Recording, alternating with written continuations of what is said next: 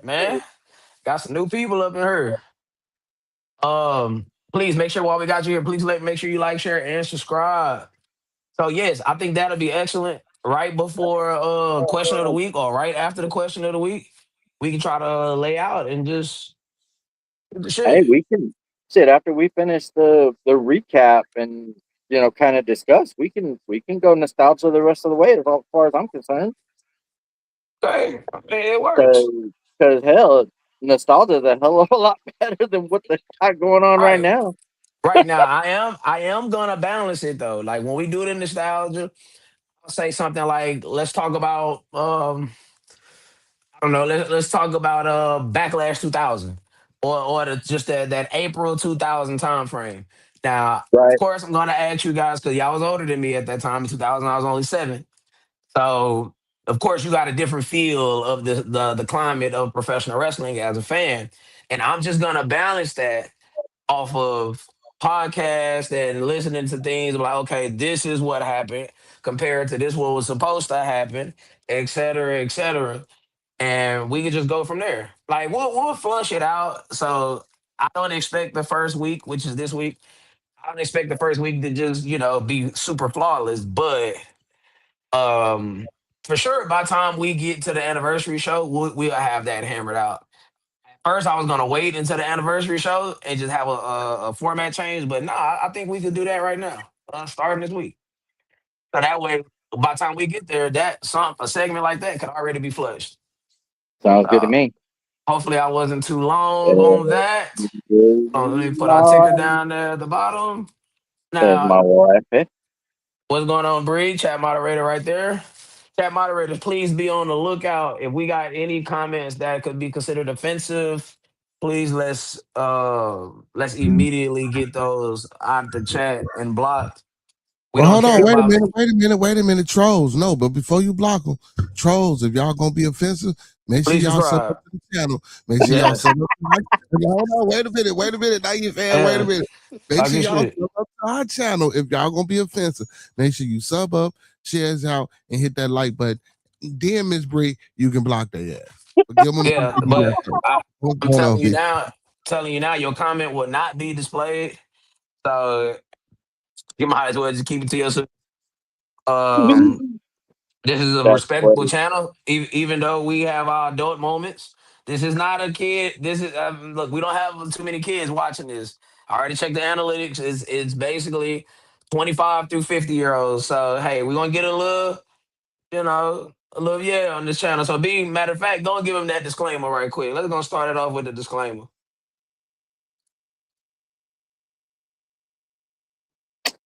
Oh, Damn, he's already missed two cues. Oh no, it's my bad, man. good. I'm doing something, man. I got my bad. My daughter was talking to me. She in town from college. All My good. bad. Respect, respect, respect. Well, let's kick it. Let's do it one more time. Come on, Mom. I'm ready. All I'm right, ready. bet. Well, B, we're gonna kick them off with that disclaimer. Starting off early. Oh man. Oh, he said we're gonna kick it off with the disclaimer. Oh man. So, the thoughts, views, and opinions of two hills, now three and sometimes four favorite hills, are the thoughts, views, and opinions of us.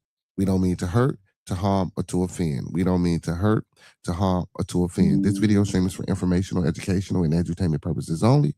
Once again, this video stream is for informational, educational, and entertainment purposes only, with the underline and undertone on edutainment. So we do emphasize and stress edutainment. Please do not take any advice given or anything shown on this video stream for face value without consulting the proper professional that suits your specific needs. Please do your due diligence.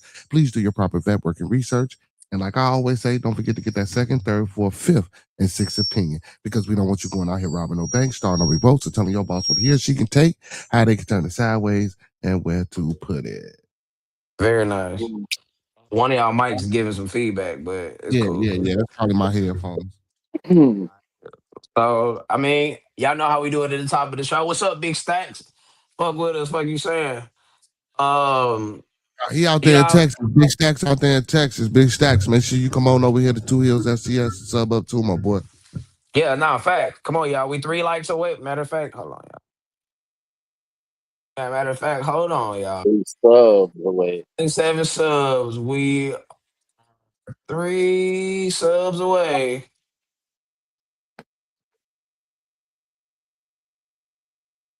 Three subs away from reaching our goal, fellas, ladies.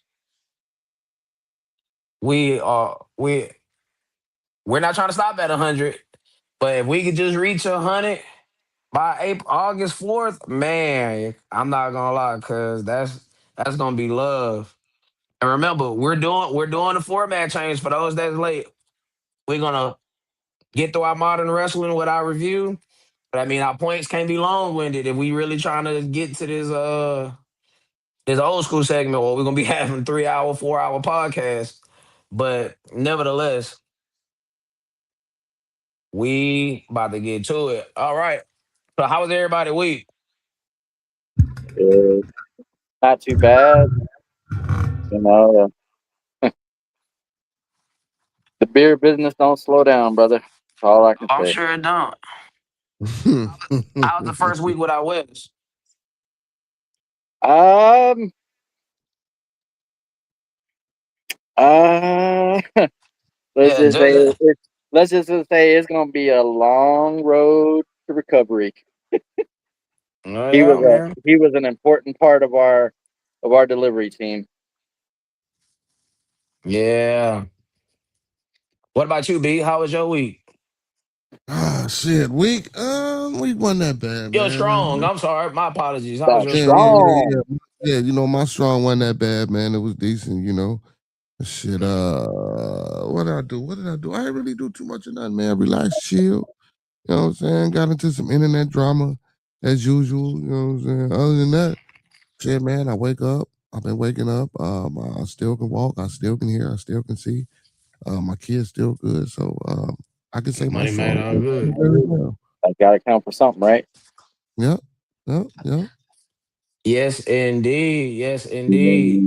You, My brother? week, I ain't gonna lie, my week was pretty smooth. I mean, this my this my first full week back from vacation. So, that first 13-hour shift hit me over the head. But we here. I mean, we was supposed to go live Tuesday, but I ended up getting into some last minute shit where I wasn't able to record. Mm. So forgive me for that. But we will definitely something going at least once a week. The goal is we're gonna have watch alongs for Saturday night's main event.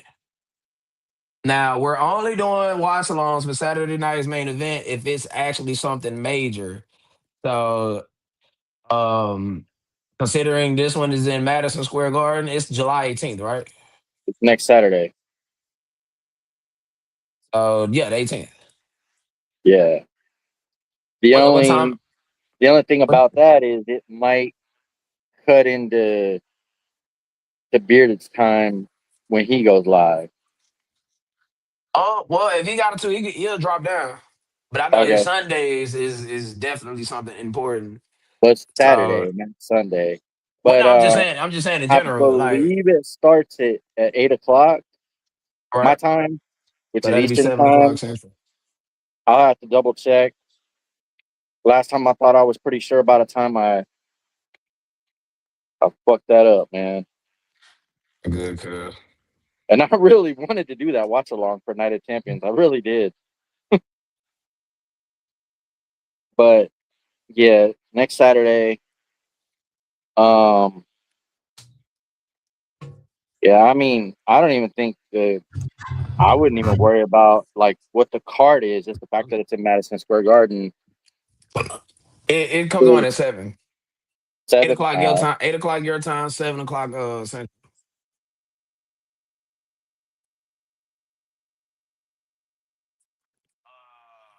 Okay, so 8 o'clock my time, 7 o'clock yours. All right,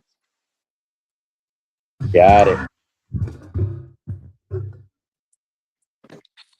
Okay. Well, So, where y'all want to start? Wherever the wind blows.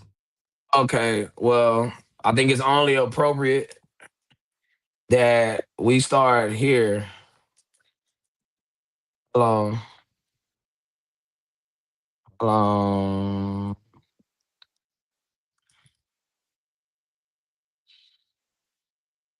on.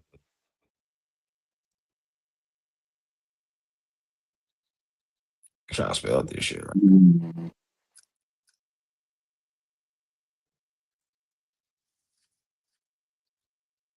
Okay. Really? Stupid as I bet fuck y'all out gotta here. make sure. Gotta make sure I spell this right.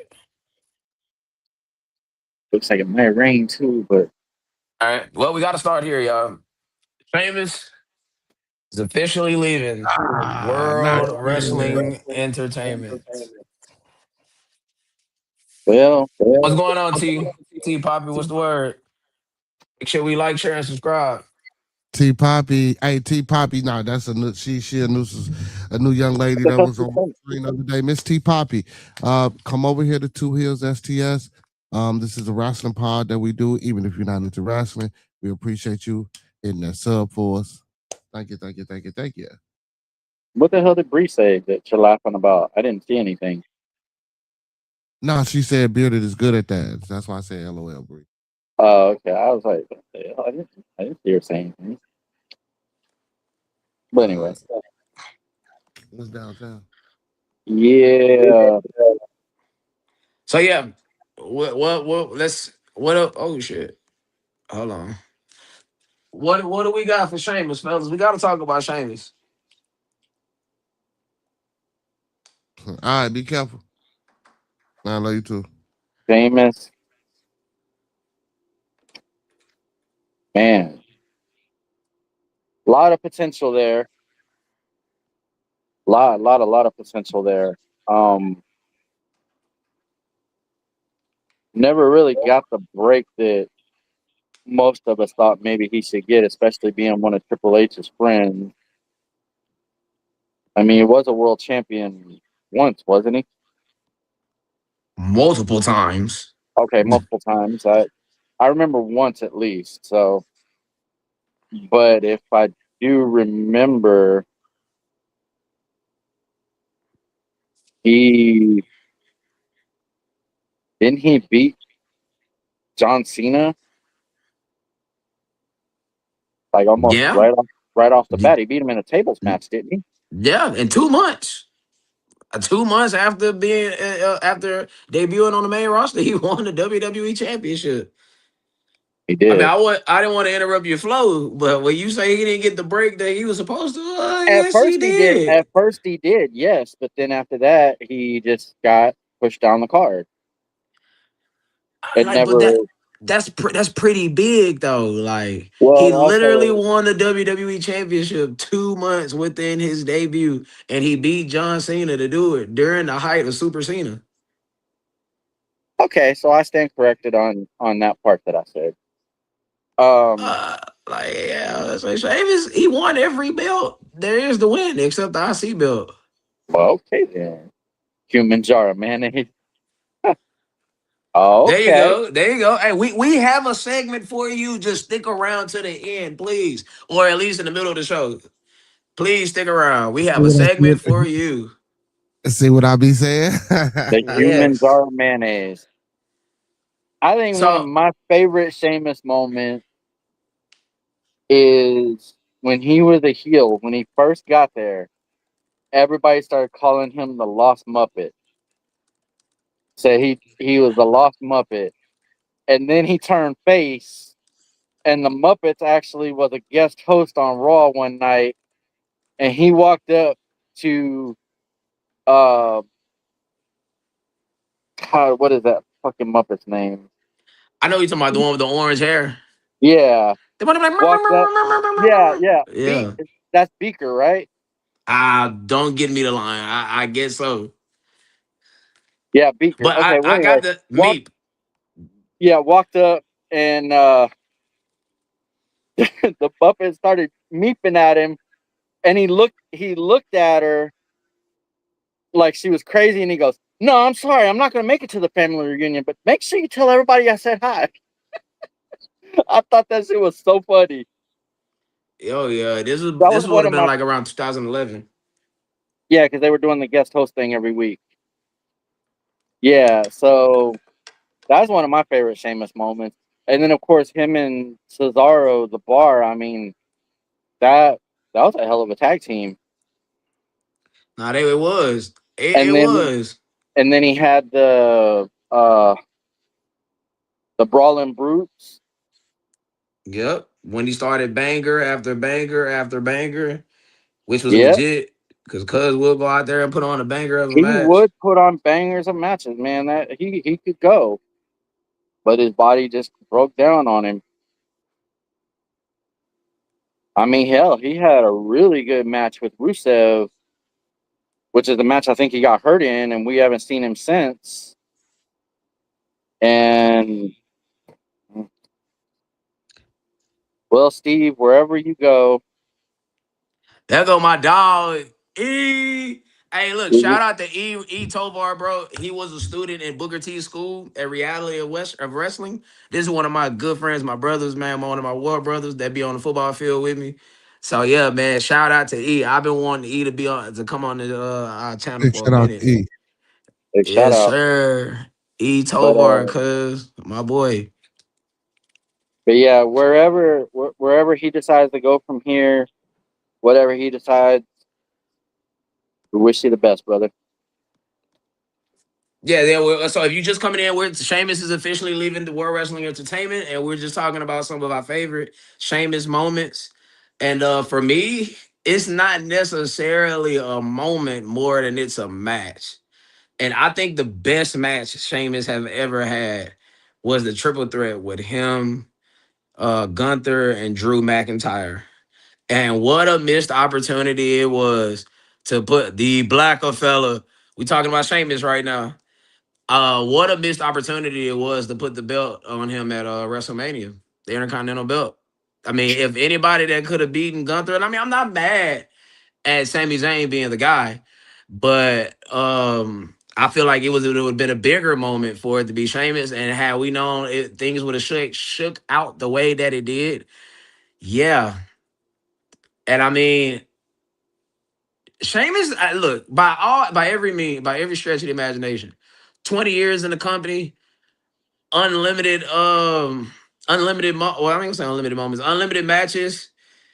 Hey, I mean, Money in the Bank winner, Royal Rumble winner, WWE champion, World Heavyweight champion, um King of the Ring winner.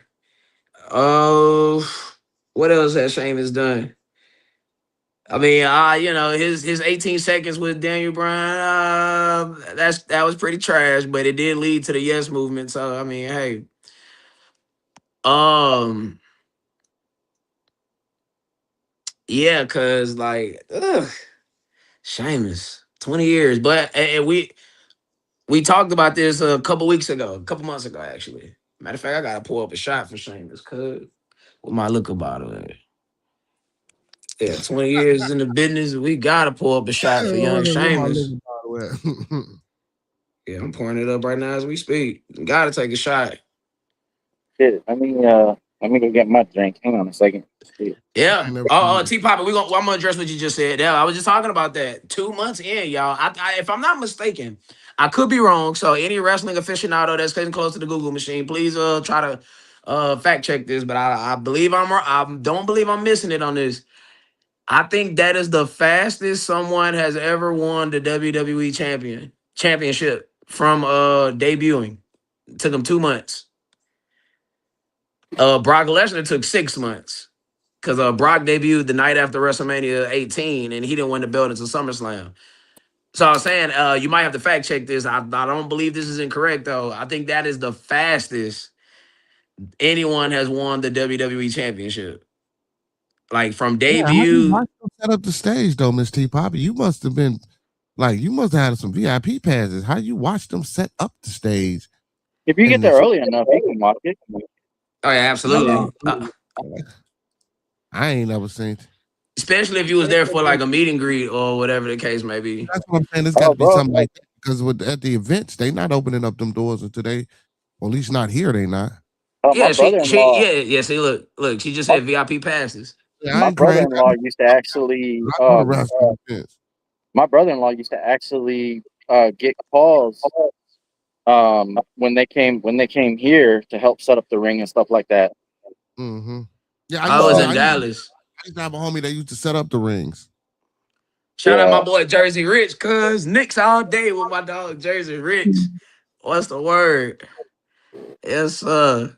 All right, so we making a toast to Sheamus. Yes, sir. Yes, sir. I'll even I'm come on camera with my blunt behind my ear. I'm Excuse ready. me for not having excuse me not having no shirt on. Trust me, I got pants on. All right, man. Shout out to Seamus. We shooting that Lunazil tequila to a career well done.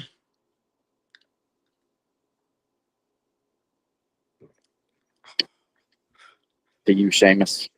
A career WWE well done, I should say. Well, if he goes to AEW, he'll get a championship right away. Bo, my dog in the building for sure. Nah, facts. I thought Sheamus was a lifer too, cuz. So did I. But okay, that's what I was getting at earlier. Now we talked about this a couple weeks ago, but it's becoming more and more apparent as time goes on. Fellas, this is a business now. They're getting ran by a corporation. This isn't Vince McMahon to where it's about loyalty. See, let's say TKO would have took over in like 1995. Matter of fact, put a pin in that.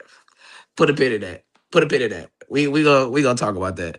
But let's just say, what if TKO took over in 1995? Undertaker wouldn't have made it to 2000 or 2001 or 2002 or 2003, so on and so forth. Basically, he would have made it to the American Badass character because they're looking at it like you are 40. This is what they're telling Sheamus. You are 48. We are paying you over $1 million a year. Are we getting $1 million worth of product or equity out of you? Sweat equity, very nice. Are we Sweat getting a equity. million dollars of sweat equity out of you? And the answer is no. And they are basically saying, hey, either you gonna take this restructured deal or we gonna let you walk.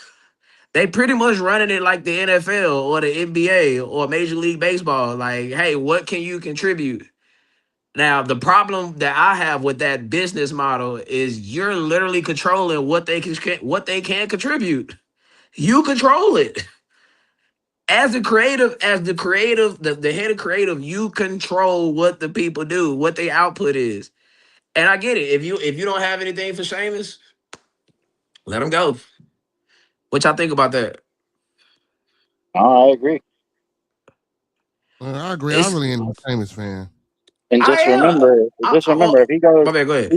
if he goes to AEW, he's going to be a star. Like they're going to, they seem to have, you know, this thing for ex WWE guys. So Love, fanboy. Love, brother. Love. to the point where MJF actually called it out on an actual episode. But I actually disagree with you on the AEW point. No, Like, okay. I'm wrong. I don't disagree. I just got a slightly different perspective. okay, Bringing in Sheamus for AEW would it will cause a revolt in the locker room because their roster is so big right now to where people you don't have enough time for a lot of your people to get on TV. And then for you to bring in another ex WWE guy, another 48-year-old. I mean, you're already you're most likely going to bring in the Motor City Machine Guns and New Day. New So Day just signed with New Day just signed with TNA, I believe. they did. I believe I saw something like that. Hold on, That's pretty big. That's pretty big let me if they check. Hang did. on. But nevertheless though, like you still got enough people on your roster to where people like Athena is not getting TV time. Like it's not enough TV time to go around. So that's exactly why Big Bill, formerly known as Big Cass, is leaving because hey, you don't have enough TV time for guys like me, and for you to bring in Sheamus, that's just gonna further push down some of the talent that you had on your roster for years. So although you're right on the surface, signing Sheamus would be good at least at the start, but I give it a year before Sheamus just be another guy on the roster. Not enough TV time. Okay, they can't legally sign with anybody until August. But from what I was seeing, it looks like they have. Let's see. Looks like TNA might get New Day and Alistair and Zelina. But I mean, Fanboy, I ain't gonna lie, you all right about that. If but I mean, Sheamus wanted a legit run in the AEW, he should have been one of the guys that left when Jericho left. yeah. But his contract, I don't know what his contract status was in 2019, but he re-signed in 2024, 5 years. And Mhm. here we are in 2026, and my dog getting let go.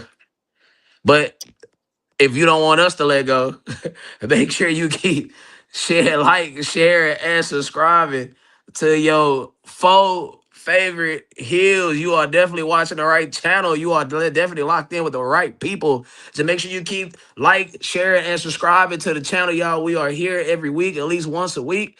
Make sure you shout out. Make sure you get with our boy Monkey Man over there at TMB Talking Monkey Business with Monkey Man on YouTube. Tell them that your two, most of the times three, sometimes four favorite heels sent you that way. Fambo, anybody that has a YouTube page and you are in our audience, please send us your logo. We will promote you, brothers. So that way you can promote us. We care about those that come and support us. We support those that support us. Tiger Mike 84 over there on Twitch. I swear I gotta get an updated logo. Um, Make sure y'all go check my boy out on Twitch. Streaming at least at the moment everything MLB the show. He is also our graphics man. So shout out to Tiger Mike. Love, brother. All the things you've done for this program. Oh, you know how to get down, B. Go ahead. Hey man, make sure y'all tap into me every day of the strong, Monday through Sunday. We got something going on, 9 p.m. to 11 p.m. Central Time. Hey man, check us out. And don't forget to come on over here to Two Hills STS. Shout out, bro. That's love, fam. That's love. That's love. All right. So, Sheamus, salute to you, brother. Salute to you. All right. So, besides that, we started with Monday Night Raw. Monday Night Raw came to you live from Chicago, Illinois. And if anybody knows that knows, you kind of knew how the main event was going to work out, but we'll get there when we get there. Let's try to refrain from jumping the gun. Boom. Maxine has turned heel, and the Vision are the new WWE Raw Tag Team Champions. And what do y'all think the end game is with the tag titles? Go ahead, Well, John. You can start with this one. I hate that they did the Profits like that, taking the title from them after 2 weeks. I felt maybe they might have deserved a legitimate run with them. I mean, we knew Maxine was going to turn heel. We knew it. We've been talking about it for weeks. I thought maybe she was going to turn heel by costing Gable his match at SummerSlam, not the Profits on Raw. Uh, well, with what happened Monday, I'd say the Vision is still there. They ain't dead yet. And as far as the tag titles, does it really matter? Does it really matter? Because all you're gonna do is play hot potato with it. You know, we haven't had a legitimate champion really since the Usos. So What's your take that's on it, beef? my thought Oh, on my it. bad. Okay, so for me, um, I don't like the fact that they took that shit from the Street Profits, man. They built up they did that whole fucking build up, him getting hurt, them potentially breaking up, them getting back together, throwing Seth in that shit. And you know, for them to lose it in 2 fucking weeks. And I like the honestly, and the Profits um they more entertaining, I would say. They're more charismatic with the championship belts than I would give the Vision. The Vision has the belts for a purpose. uh um what's they got the belt because you know what I'm saying. It looked like they worked hard to get there. You know what I'm saying? That's what they represent versus we just trying to take over the company or can't nobody fuck with you know what I'm saying? It's just a different vibe and feel with the Street Profits with that belt, man. I hate the fact that they lost that belt. And Maxine turning heel, we've been through this, man. Remember I spoke on this weeks ago when we say to in the shadows in the back talking to dude. We already knew this was gonna happen. We just didn't know when and how. I like how it unfolded and developed with her part, but I just don't like the Street Profits losing the belt. I think that was horrible. Yeah, Okay. exactly. Yeah, I exactly. I'm only with it. I just got a slightly different perspective. I'm only I'm only with it because of some of real life scenarios. Remember when Bianca Belair popped up at WrestleMania? She was 6 months pregnant already. So here we are, or at least about to be 6 months pregnant. So here we are in August. Yeah, that baby about to be due, fellas. So and then Montez Ford, Angelo Dawkins' wife is pregnant also. So they gave them a Oh, quick yeah, run. my bad, Mike. It's all I good. keep forgetting that. I keep forgetting that shit. I keep forgetting that real life shit does play into the. Right. And I ain't mean to cut you off, but I just That's good. forgot It's that. good. I be So forgetting. Yeah. so that's why they put the belts on them. And then we pretty much put the belts on them to get the Maxine turning heel. It was to set up an angle. But at least with the part of this angle, damn you look like Chuck Liddell. And this and I've this been told. angle, I've actually been told Hawker Animal, but that too, what a rush. But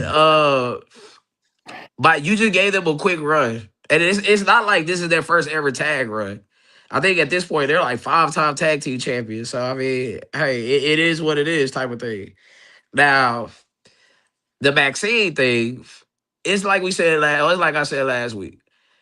I think this thing with vaccine is gonna end up turning into a Stephanie McMahon esque type of character, and I think this will work wonders for Maxine being a heel. I mean, she just have that bravado and that swagger about her that screams Stephanie McMahon. All she need to do is just start slapping people. And I think this will bring out the best of Maxine because she's not really that good in the ring, and we've peaked with her in the ring work. So the next best thing is to turn her heel, where the number one thing of a heel in most cases is to work, sell, get the baby faces over. But I think this is going to work out more for Maxine than Austin Theory. This is going to be Mark Barrow and Sable in 1998. Because you're giving Maxine, her go ahead. you're giving her a hell of an endorsement, Well, saying no, she could Stephanie be. McMahon esque. I know. I'm saying you're giving her a hell of an endorsement. Uh, that's a pretty good endorsement. I mean, a beautiful woman on television. That with a guy, that's heel heat. But and history shows you it normally works out for the woman more so than it works out for the guy. Test this Stephanie. Who did that work out for? Stephanie. Mark Barrow and Sable. Who did that work out for? Sable. Well, Test and So Stacy. I mean, Stacy, like a heel with a beautiful Savage. Well, nah, okay. Savage might be the Lord exception. Savage yeah. might be the Lord exception. At first, well, nah, after a while, they became more about Liz than it was Mach. So, But Macho is so larger than life. absolutely You was. can't deny it, man. I ain't gonna lie. Austin Theories is a lot of adjectives, but larger than life. Nah, definitely not. Facts. But I mean, hey, shout out to Maxine's husband though. Yeah, For that's being okay tough. with it. Yeah, that's tough. But I get it. Hey, it's about the money. Uh, next week we have an Intercontinental Championship Battle Royal announced. And who do you fellas think should win that? Come on, man. You already know who I want to win. A 6-man battle royal. No, I think it's a gauntlet. I It's think a it's a gauntlet gauntlet. match. It's a gauntlet. Right. Yeah, yeah. I I was think I like, said battle royal. My you fault, did say fellas. battle royal. It should be a it should be a gauntlet. It's a gauntlet. Excuse me. It's what? Dom, Penta, Gable, Gable, Rusev, Rusev, Ethan Page. Ethan. I think okay. First off, I think they're starting to slowly, if they haven't already, plant seeds for Ethan Page and Rusev. Um, we know who Bearded's got picked to win that.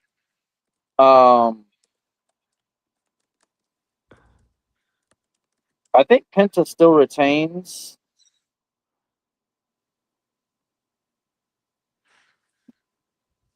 And then I think we move on to him and Gable at SummerSlam. Wait, Penta's not in this match.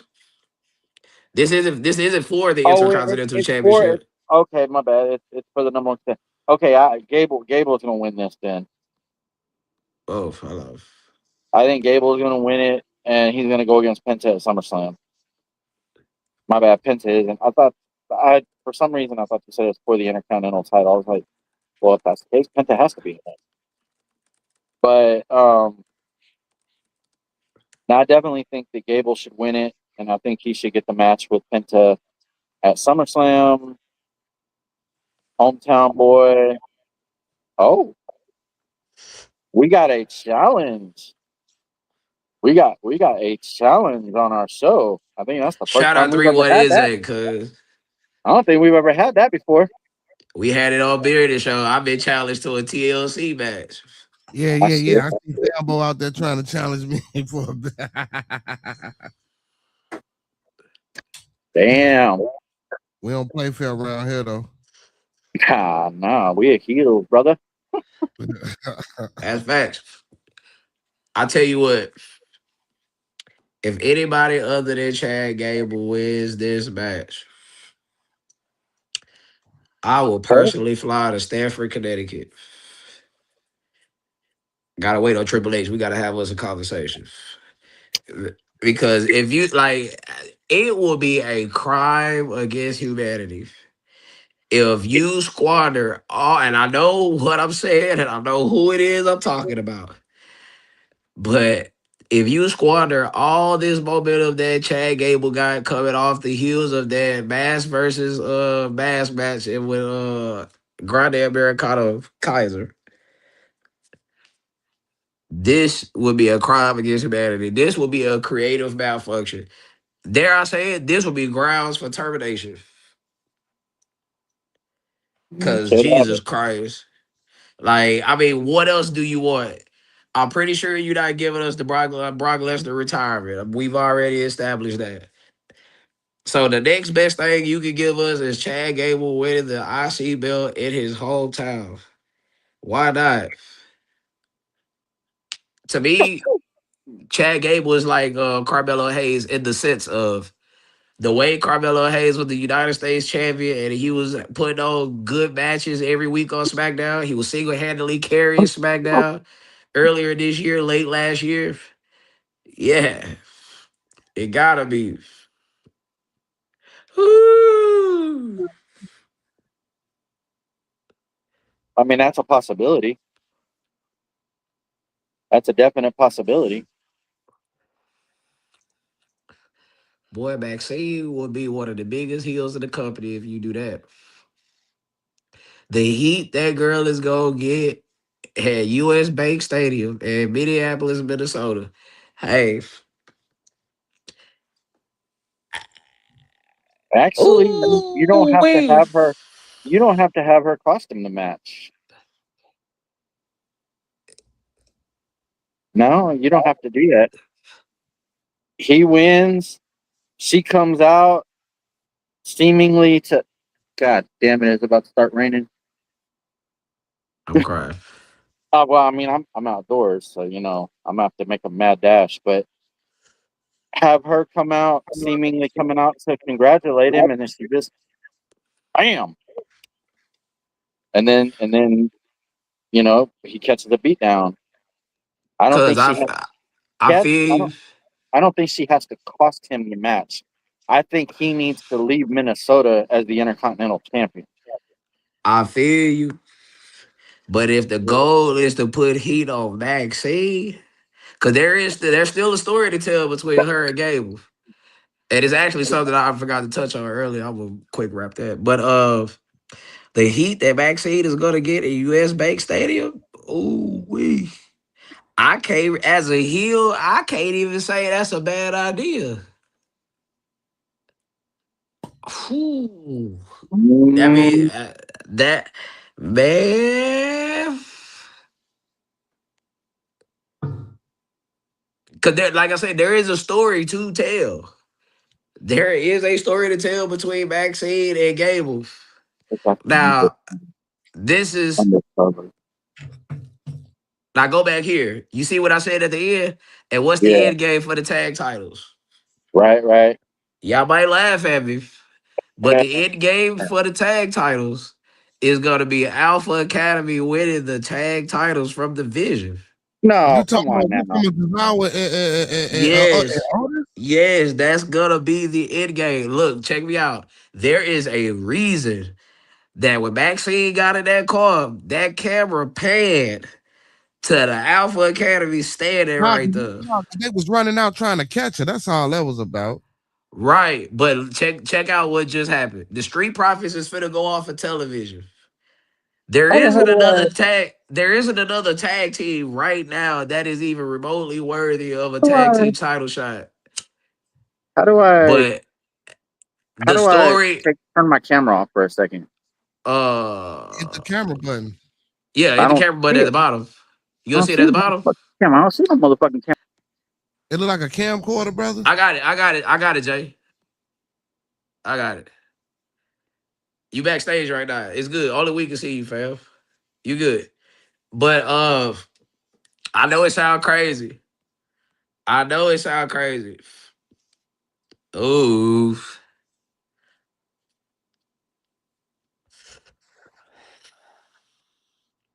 I hope, hey Fambo, I hope you know Bearded is gonna be over like CL Punk in Chicago. So good luck with that. Hey man, hey, he don't want to hear, man. I'm gonna have to go out there the way he at. You know what I'm saying? Not my house. You know what I'm saying? You can catch me on the road, but not in my Miss Money. Miss Body, what's the word? But no, seriously though, like those two stories is an intertwined thread. But do Like, we look, want to see? Listen, but do we really want to see the Alpha Academy with the tag title? Like, because honestly, I'm finna, at this point, bro. Why do we even still even have them damn belts? because they want to have a tag division. I mean, I'm not mad at that, but goddamn, you know what I'm saying? Bring it back like how it used to be, bro. This shit is like, What what it slowly is though, like Izzo and a cast about to come back. You know they're gonna be in the yeah, but tag they scene. old, bro. They old, bro. I don't want to see that shit, bro. I want to see some. So at first, like I was against how y'all was Two saying wheels, about what's the word? against the new talent, but we have to bring up the new talent because these guys are 40, you know what I'm saying, they're into their 50s, bro. They can't keep taking these bumps. But the Alpha Academy is not aesthetically something that I want to look at. That's what make it good though, brother. That's You know, exactly what makes it good. that's what make it intriguing, but that don't make for good wrestling. Well, who said they? Well, just because they've been booked a certain way, that don't mean that they are bad wrestlers. I mean, it. Remember that conversation? They said one or No, two I things: never it's said either no, no. talent See, listen or to it's what I said. I creative. didn't say they were bad wrestlers, bro. I didn't say they were bad wrestlers. I said they don't make for good wrestling. Well, it depends on who you got them in the ring with. Like Well, shit. it almost anything could work. Almost anything, depending on who you got them matched up with. I mean, yeah, and how they booking and Billy, we know that, but I don't want to see no damn Desire and Otis. But that's how you pay off their story with I'll Maxine. imagine the Creed brothers come back and get it. You feel me? Uh, You ain't think about them, huh? You ain't think about them, huh? Because uh, you know, yeah, because listen, they were just in a row. Listen, let me tell you why. Because talking shit. they was just in this bullshit ass role with the real Americano Grande All right. Americano, right? So they Yeah. just at the interview, they're just doing. Listen, man, and remember at first they did have a little run, but they still young. They still young per se versus everybody else that's out here chasing them titles. All right, I got out Except, I, from under the. except for maybe Austin and Paul. I feel that, but they got to do a bunch of rehabbing with them on television. Like, I'm not saying that they done the best with Alpha Academy either, but the fact that Maxine is a heel, that's the only reason we're paying this off with the Alpha Academy winning the tag titles. Cause she has to get she has to get her comeuppance as a heel. Cause we still haven't had that confrontation with her at the Alpha Academy with her being a full blown heel. Nah, we've only had the confrontation where they asked her what's going on, and she's like, "Oh, don't worry about all that. Don't worry about that." Right. And I'm saying the ultimate payoff is the Alpha Academy winning the tag titles from Division. Because what other team do you got that you either have right now or you could build back up to actually and legitimately compete for the tag titles? Two wheels, Right. what up? And at this point, you got to shit get off the pot with the Alpha Academy. If not, by April, these folks gonna be out of a job. I think they are anyway. It depending on what you want to pay off this story. Right. I see Royal Rumble. I'm not gonna go as far as WrestleMania. Everybody cannot get the WrestleMania payoff. This isn't a WrestleMania payoff story. Just getting them on a major PLE, Survivor Series, SummerSlam, WrestleMania, or the Royal Rumble. Shit, that's good enough for the Alpha Academy. Now that's where I'm with Bearded. Now we ain't going to the. It does. It will make sense. I mean, hey, what other reason do you put the tag titles back on the Vision with Maxine literally factoring into the finish? Yeah, I guess I didn't think about that. I just, I was more pissed off at the fact that they took it away from the Profits after 2 weeks. Sometimes, Now, sometimes oh wait, I go don't ahead. see the, sometimes I don't see the bigger picture or what might be on the horizon. But I just, I don't know. I still don't believe. God damn it! What the fuck happened? I forgot about that nasty ass time, but I got it. And to go back to D Black comment right here, if we're making Maxine the ultimate heel with this right here, she gotta have a payoff. And that payoff come by way of the Alpha Academy. Because she's justified in what she's doing with Chad Gable. Chad Gable treated her like shit. Yeah, he Mm-hmm. So did. I mean, for all intents and purposes, he treated Alpha Academy like shit. He treated everybody like shit. So her costing Gable actually is justified, but we still gotta explain over here. We still gotta explain over here the dynamic between her and the Alpha Academy. And it can't just be her fucking over them, because if that's the case, then they're officially buried, never to be seen or heard from again. Good. My my damn. When he freezing up, Yeah, he froze up. I he get his together, he'll pop back. my boy like Walter White right now. Fuck you saying. Yeah, he'll pop back. You know how it be. Indeed, indeed, indeed, indeed, indeed. But yeah, man. I don't want to see no It's more fucking Alpha Academy. But I feel you. but they gonna always they gonna do something to have us, you know what I'm saying? They're gonna do something to pacify us. And and at the end, because at the end of the day, we always I ain't gonna say we be like, you know what I'm saying? We agree with what they do, but usually at the end, bro, they always come back and bring it to some type of, you know what I'm saying? Well, we were like, okay, I can fuck with that. Alpha Academy turned heel now. Yeah, nah. Nah. Cause I don't think Otis A was little never a too good much guy of in the that. first place, y'all. you say what beef? Otis was never a good guy for real. Bullshit. When he had that storyline with Mandy Rose, absolutely. When he first Was came, a he baby did. well when he first came, but after a while he had that storyline with Mandy Rose. My dog was a baby face all the way around. Oh You only yeah, he got was a one thing. baby face, all right. You only can do one thing, Black, and that's pay this off with them getting the tag titles. It's only Nah. one thing to do. Other than that, like I said, if you just beat these folks, or you just have Maxine just heal all over these folks with no type of comeuppance, then they are officially buried. And for shit sure, by April, we're gonna be looking at 90-day no competes. That's for sure. I This is the think even only if thing they we can do win, with them. I think even if they win the titles, we're still getting them being released. Well, might as well let them go out with a banger. Why not? Again, I mean, I'm with B. We ain't got to drag this out of WrestleMania now. Oh no, Right. no, no.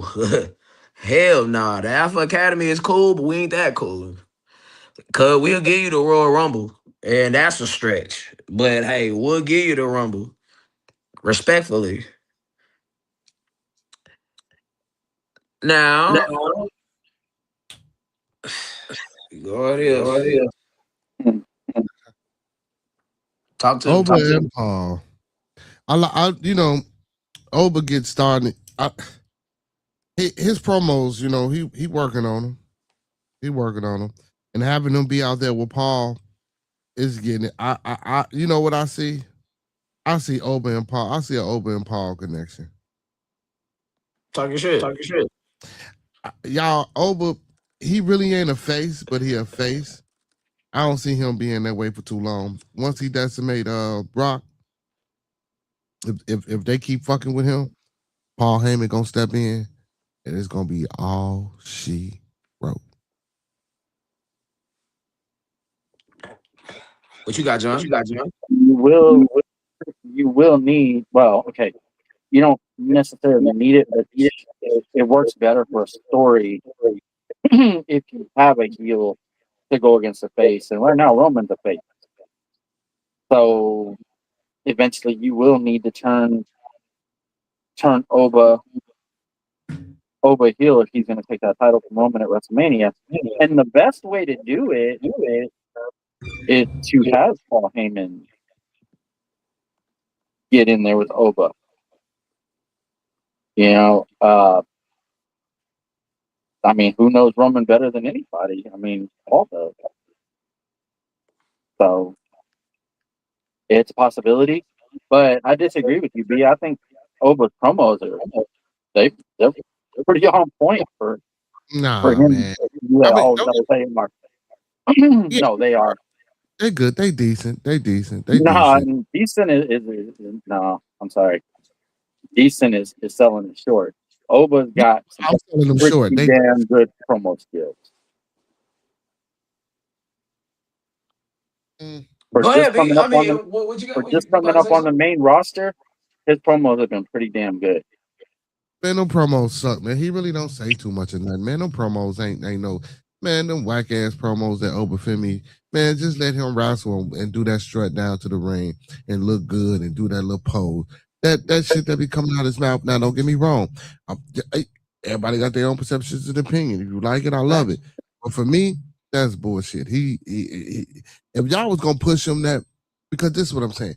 The way they pushed him, he should have been presented as a total package, and he ain't because them promos ain't that good. They ain't that good. Now, I will say he's doing a lot more selling than what I thought they would allow him to do, or they would want him to do. So I don't have no problems in that area. It's just them promos, man. I don't know if it's the accent. I don't know if it's the too much passion. I just don't think it's spontaneous. I don't think it's believable. You feel me? No, Oba It's just, doesn't need Paul for a voice. you say he don't need No, who? he don't need Paul for a voice. He No, no, no, doesn't. no. Who said that? I didn't say you need powerful voice. I don't I know. said him. I said him hooking up with Paul Heyman. Like if we keep seeing him one on one, like what I'm saying is he needs Paul Heyman to get to the next fucking level. Heyman always attaching himself to the next big thing.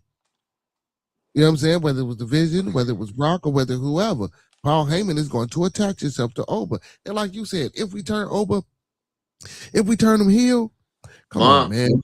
You know Paul gonna slide up in there. You know Paul Heyman go work his way and finesse his way up into you. You feel me? And Hey, I think that'll be fucking great. Paul and Oba after Paul decimate. After Oba decimate Lesnar. Oh, come on. um, yeah, okay. Um, I'm in this camp. Disagree. Paul Heyman has one more major move. And I've been saying this and I'm standing firm on it. I'm Cody standing Rhodes. 10 toes on this. Cody Cody Rhodes. Rhodes is the next major move for Paul Heyman when Cody turns heel. Simply Ooh. because Dusty Rhodes is the connecting dot between Paul Heyman, Cody Rhodes. He did the same thing with Roman Reigns because he's connected to the Samoan dynasty through by way of the Samoan SWAT team. He managed them. So Dusty Rhodes gave Paul Heyman his first big break in the business. So that's the last major turn. Oba is good enough. Now, of course, okay, he ain't the greatest promo we ever heard, but he damn sure ain't the worst. If I had to rank him on the roster, I would probably have him, well, the whole company, I'll probably have him top 10, somewhere between 5 and 10.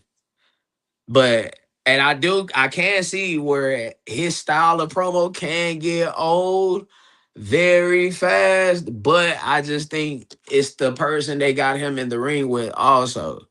Because let's be real, let's be honest. Paul Heyman at this point, his promos become very formulaic. They're all the same. I mean, he's good at what he does, but when you really just think about what Paul Heyman says, it's all the same shit. But if you put Oba against CM Punk, he could drive him to be a better promo. You put him against Roman Reigns, he'll drive him to be a better promo. But Mm-hmm. look at who you got him in the ring with. You got him in the ring with great promoters. And that's not to say that Paul isn't a great promo. Y'all know how we feel about Paul Heyman as a promo. But let's be honest, in the last year, when was the last great Paul Heyman promo? Matter of fact, 2 years. What was the last great Paul Heyman promo? We respect him for who he is. We know that he's but and Brock can't cut a promo. He even told us that on Monday. He said, "Hey, I normally suck at these," which is Last kind of Monday. ironic, right? Which is kind of ironic. It's kind of ironic because that was actually one of the better Brock Lesnar promos. It was. He actually got out there and I was like, oh, Brock's about to. This could get Uh, interesting. Again, is it somebody that knock your socks off? No. Is he CM Punk? No. Is he Roman Reigns? No. Is he is he a fired up Cody Rhodes? Is he no? Is he Kevin Owens? No. Is he a passionate Seth Rollins? No. But it's good enough. Huh? Yeah. Whew, we seen some other people try to cut promos, but hey, um, man, SummerSlam is shaping up to be a one hell of a card. But come on, y'all, we got to talk about it. What the fuck is going on with the women's world title, and how can we fix Liv Morgan? Another week goes by. Liv Morgan, no title reigns. She has not had one title reign. I mean, a title reign. I mean, Nah, not one title First off, defense. first off, there's nobody deserving of a title run against Liv. And I'll leave it at that. Talk your shit. You know what I'm saying? Hey, Yeah. Oh man. wait. Yeah. Talk to it. What's the state of the Judgment Day? Cause Oh, just that we doing good. We doing good. We doing good. And this is what I want y'all to understand. Just because Big Mama keep fucking up her wow. matches, you feel me? Because we coming out doing what we supposed to do. She was supposed to win that belt, man. We out there doing what we supposed to do, man. You feel me? Like she just keep missing that shot. But no, real shit though. I think I think it's only a matter of time for that shit to just fall apart. If we talking real wrestling, I'm gonna be for real. With Liv, Big Mama, and old girl, it's only a matter of time, man, because they not finna keep being insulted low key. They not finna keep having their matches interrupted and losing. I'm talking about Big Mama. You know what I'm saying? You know, girl, I still think she in cahoots with Vin some type sort of way. And I think when Judgment Day break up, I think that's the way she gonna go. And I think Big Mama is gonna be she's gonna have an exit out the company if she not with Judgment Day. I really do believe that. I don't think the company keeps her because after a while it ain't gonna be nothing for her to do.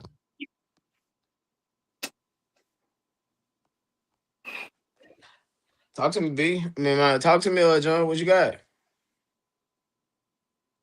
Raquel has to be Raquel has to be getting tired of losing matches due to interference that doesn't go her way. Now, there's got to be a point where she's gonna have to tell them, "Just stay back there. Let me handle this on my own." Because every time she gets into a high-profile match, they come out to interfere, and it ends up costing her. Now, it could be accidentally on purpose, um, or it could just be accidental. But she's losing matches in spite of in spite of the not in spite, but due to the Judgment Day's interference, and not, you know, the interference is more affecting her than it is helping her, and she's got to be getting tired of that. And I see the frustration with her and Roxanne both every week because Liv is making it about her. Liv continues the whole "I'm the greatest women's champion of all time" bullshit, and they interrupt her like, "Hey, we already know this, but we got this going on, and she's making it about her, and eventually they're going to get tired of it. How do you fix her?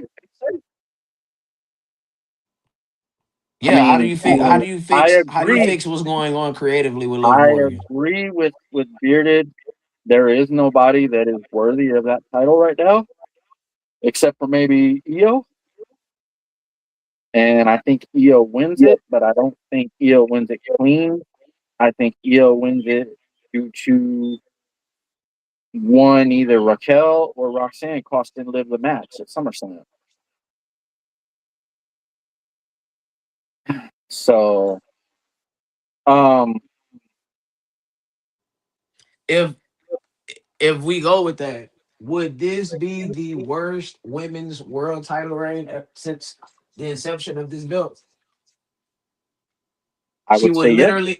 She would literally have zero title defenses.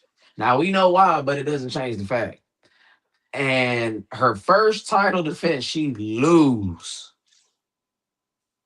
That would probably go down as one of the worst. Yes, I mean, if you don't defend the title for 3 months, 4 months, however long it's been, however long it's going to be when SummerSlam rolls around, and then you lose it right then and there. Yeah, I mean that definitely goes down as the worst, if not one of the worst ever. And I think looking at it, I think that would kill Liv Morgan dead, regardless of how good my dog Jet thinks she looks. I think that would kill Liv Morgan dead because where do you go with that character after this? Matter of fact, that's a great question. So hold on, let me put that up there.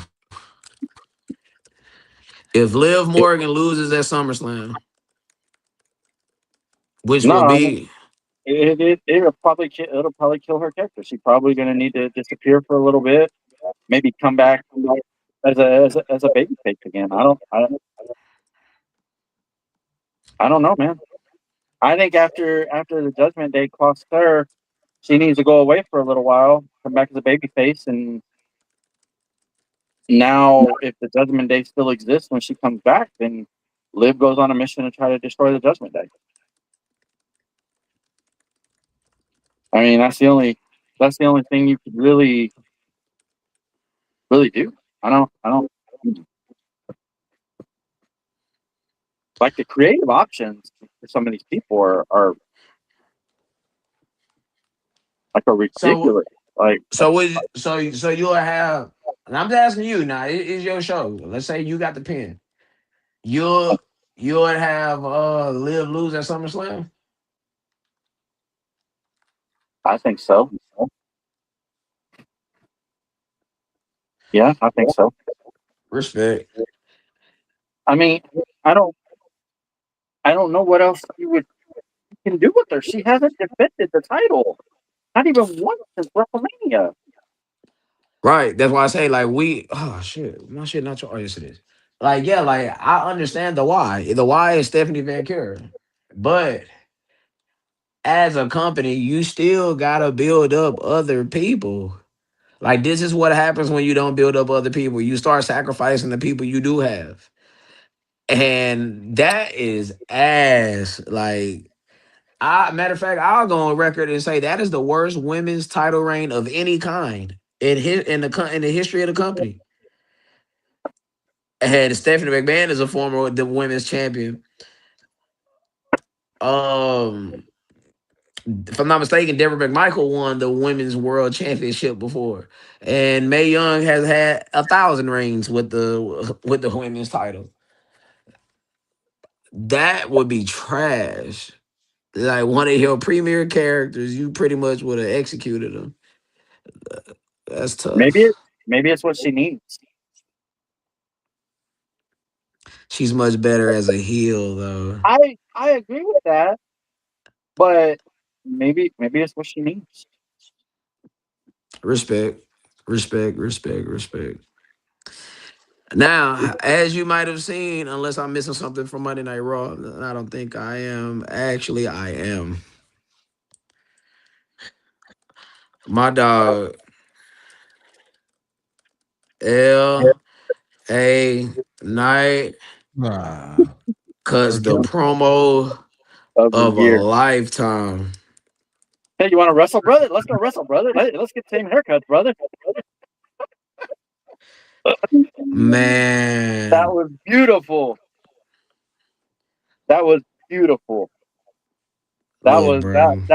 That was yeah, that was so fucking awesome. You got, hey, look. Matter of fact, B, go ahead. You go first. On What you what? got for what you got for LA Night promo he cut on Monday? That was all right. I'm not an LA Knight fan. Damn. You know, please in this motherfucker. My dog don't love nobody, cuz I love it. I'm not. Don't get I me love wrong. it. Like for the so because it's LA Knight and because I know what they do to him. Yeah, that's the best part about LA Knight is when he come out and cut his promos. His matches suck. His character sucks because if it didn't, they wouldn't be playing them like that.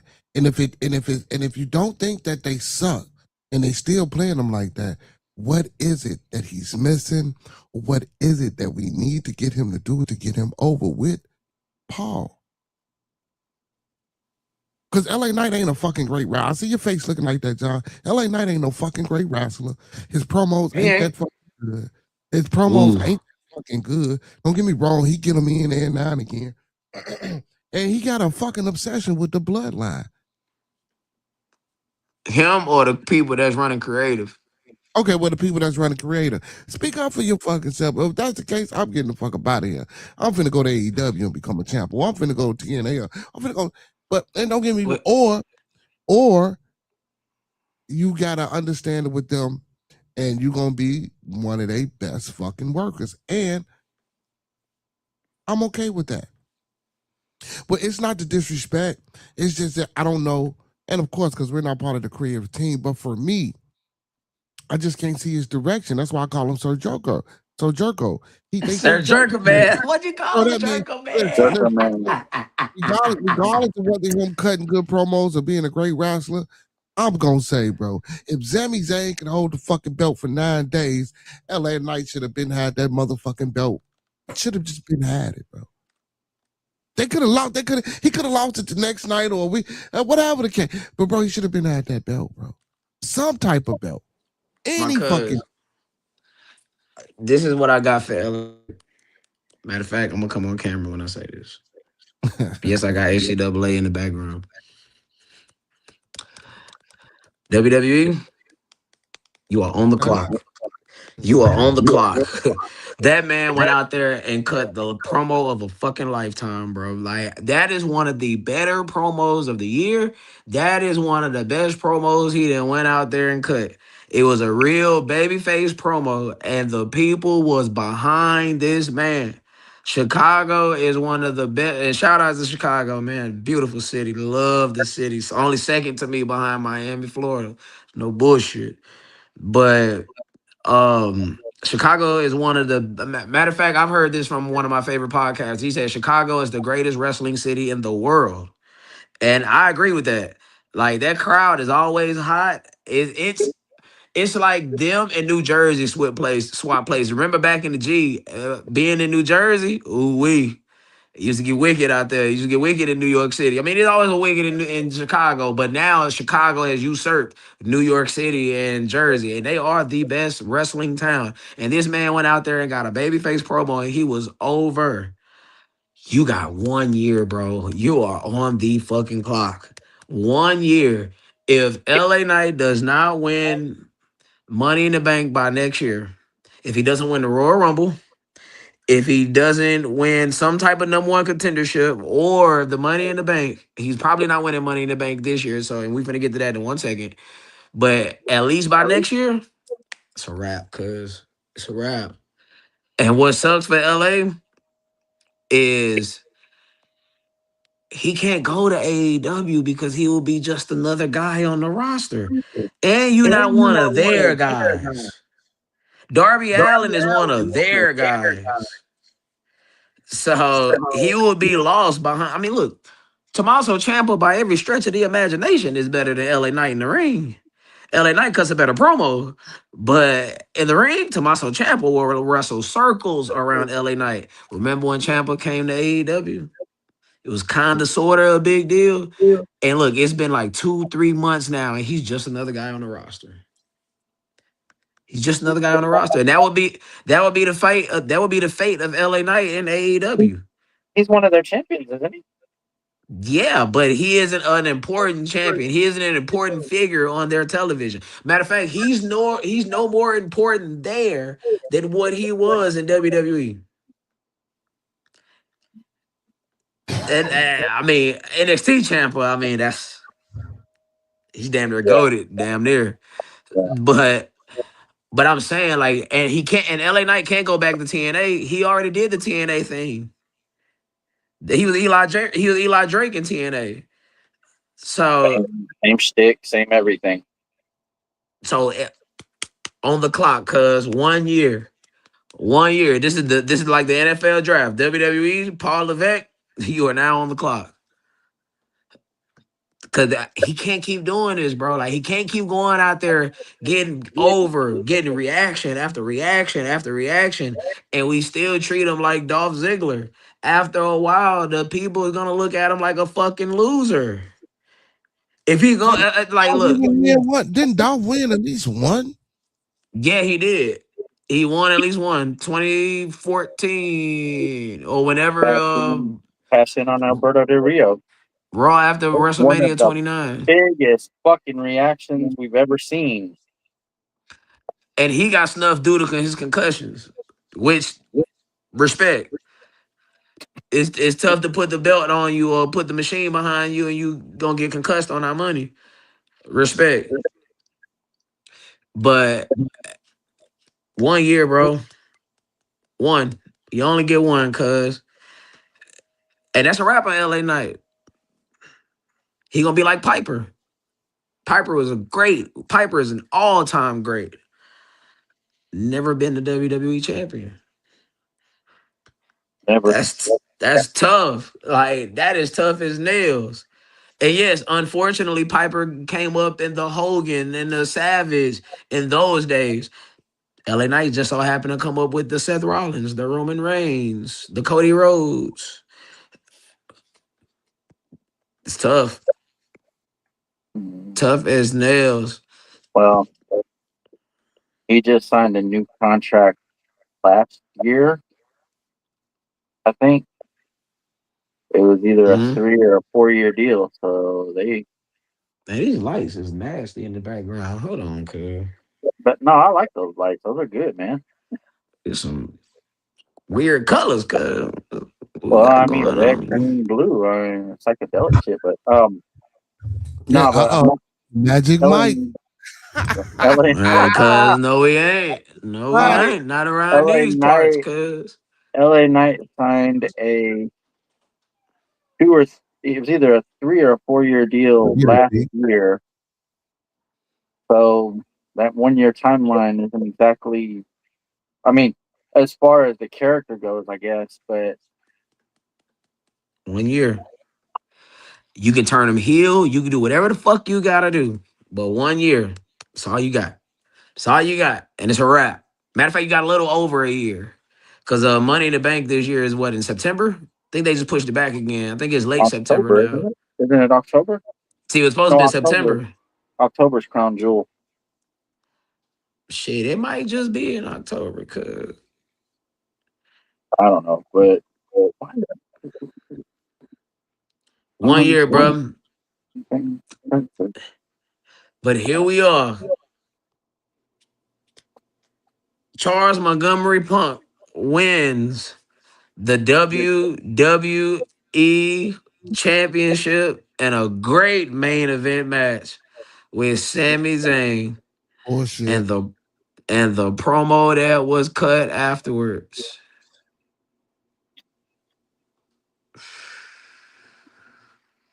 Talk y'all talk, man. You want to go first, Bearded? Bullshit. That's all I gotta say. I ain't even finna go and get into CM Punk career. What is that me saying? And look, I'm gonna keep it 100, man. I didn't want no motherfucker. Okay, I didn't want Cody Rhodes, right? So I can rock with the Sami Zayn shit. You know what I'm saying? I'm gonna give you that. And I really ain't a big Sami Zayn fan. But get the fuck Hmm. out of here, man. But we already knew that. We've been talked about how they was gonna push CM Punk over there to SmackDown, and it was supposed to be some type of war with him and Cody.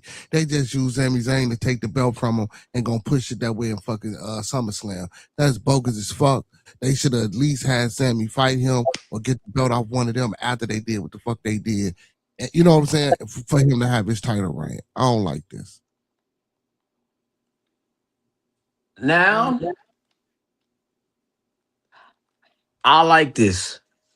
Matter of fact, I'm gonna go as far as say I love this. Hey, how you take this fuck off the screen? Wait, where that button at? I'm just follow me for a second here. I know D. I know they did. We could quite possibly, matter of fact, these three segments about to intertwine. This This one, this one, and I just had the other one. Fuck. Okay, I might have missed. Oh yeah, these two segments finna just intertwine. Oh no, and this one. I knew it was three. These three segments finna intertwine. I am cool with Sami Zayn losing the WWE Championship and the way that he did because two things work out here. Regardless of what you think about CM Punk, how you feel about CM Punk, you might not be the biggest CM Punk fan. But one thing you have to admit, he is a big star. He is the biggest star they have. That isn't Roman Reigns. I mean, you could argue who's one and who's two. I'll probably go CM Punk one, Roman Reigns two, but that's just me. I mean, CM Punk moved two different companies. I ain't calling him Hulk Hogan, but still. Okay, Sami Zayn winning the WWE Championship and the way he just lost the WWE Championship in 9 days, that's actually could make him a sympathetic babyface. Check me out. Remember when I said these segments about to intertwine? This works if Sami Zayn go and wins the Money in the Bank. Now, the reason why I say it works, you know how much WWE care about social media. Look at the outpouring of emotion and respect that Sami Zayn was getting when he won the WWE Championship. That was real. People felt that. It's a story that actually could hit you in the feels because he legit. I'm not calling him Eddie Guerrero or Chris Benoit, but it's the same thing. Damn near. He's worked 20 years. He's been on the main roster for 10. He's finally itched and scratched and clawed, like he said in his promo. That was legit. That was actually one of the best Sami Zayn promos ever. If you have not seen it, go on YouTube and look it up. I can't play it here for obvious reasons. But he was passionate. It felt real. And look at the some of the vitriol that CM Punk was getting online. Oh, this motherfucker is a hypocrite. You was talking about how part timers come in and soak up. Remember when he was the WWE champion for 434 days. Remember how he lost the WWE championship to The Rock. Remember when he was saying part timers like Dwayne come in here and take people who work here everyday spot, et cetera, et cetera. Sami Zayn, for better for worse, he was working every day, every night on SmackDown. And he finally scratched and clawed to the top. Now, along the way, we can also get CM Punk versus Kevin Owens. And that is a real life feud. These two people really do not like each other in real life. There is real heat there. And some of CM Punk's best work is when he's working with people that he kinda don't give a shit about. Cause it brings out the real him. And him and Kevin Owens got heat going back to Ring of Honor. Yeah. Look Kevin it up. Owens has no timeline to return. Punk is gonna be the champion at least until WrestleMania. It's been over a year since man's had the surgery, but we can still get him and Kevin Owens on television. You can start planting the seeds to that, and Sami Zayn could be the vehicle for that.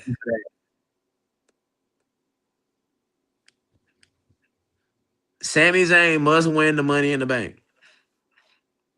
If Sami Zayn don't win the Money in the Bank at this point, because right, you don't have no real legit contenders to win the Money in the Bank. But if Sami Zayn wins it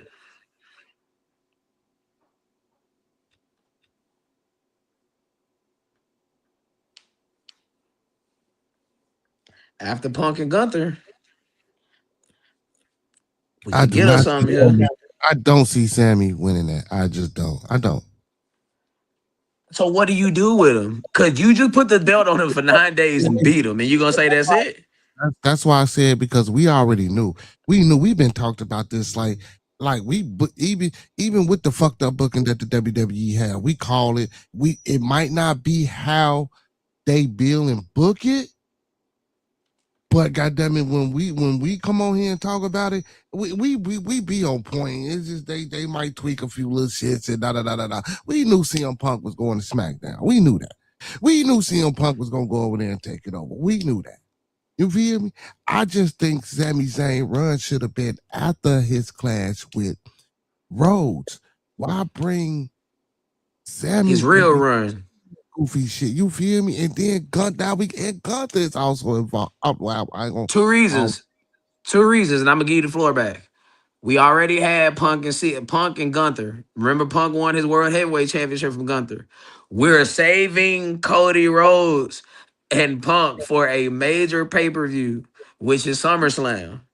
So, and Sammy versus Cody isn't a SummerSlam main event, at least not right now.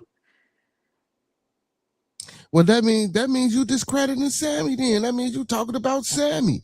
That means you trying to say Sammy ain't a big enough name to be on a SummerSlam card. Is that Not what you bigger. think? That's not Is bigger that what than you think? not. That's exactly what I'm saying. Not bigger than And CM Punk and Cody what we Rhodes. do with Sammy then? This is what we do with Sammy. Get him the fuck up out of here. What are you gonna do? You get him out the company? Yeah, get him the fuck up out of here. Boy, you run a tight ship out there, cuz.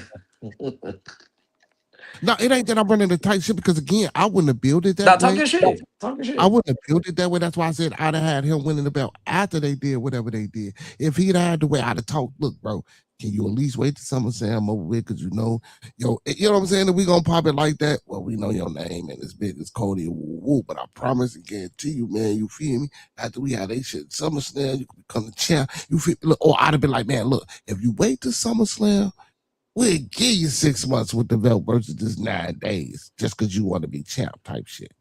But That's like we're doing we're always doing this for an angle. yeah, I feel you, but that's just like them contracts you put out there. Which contract would you choose?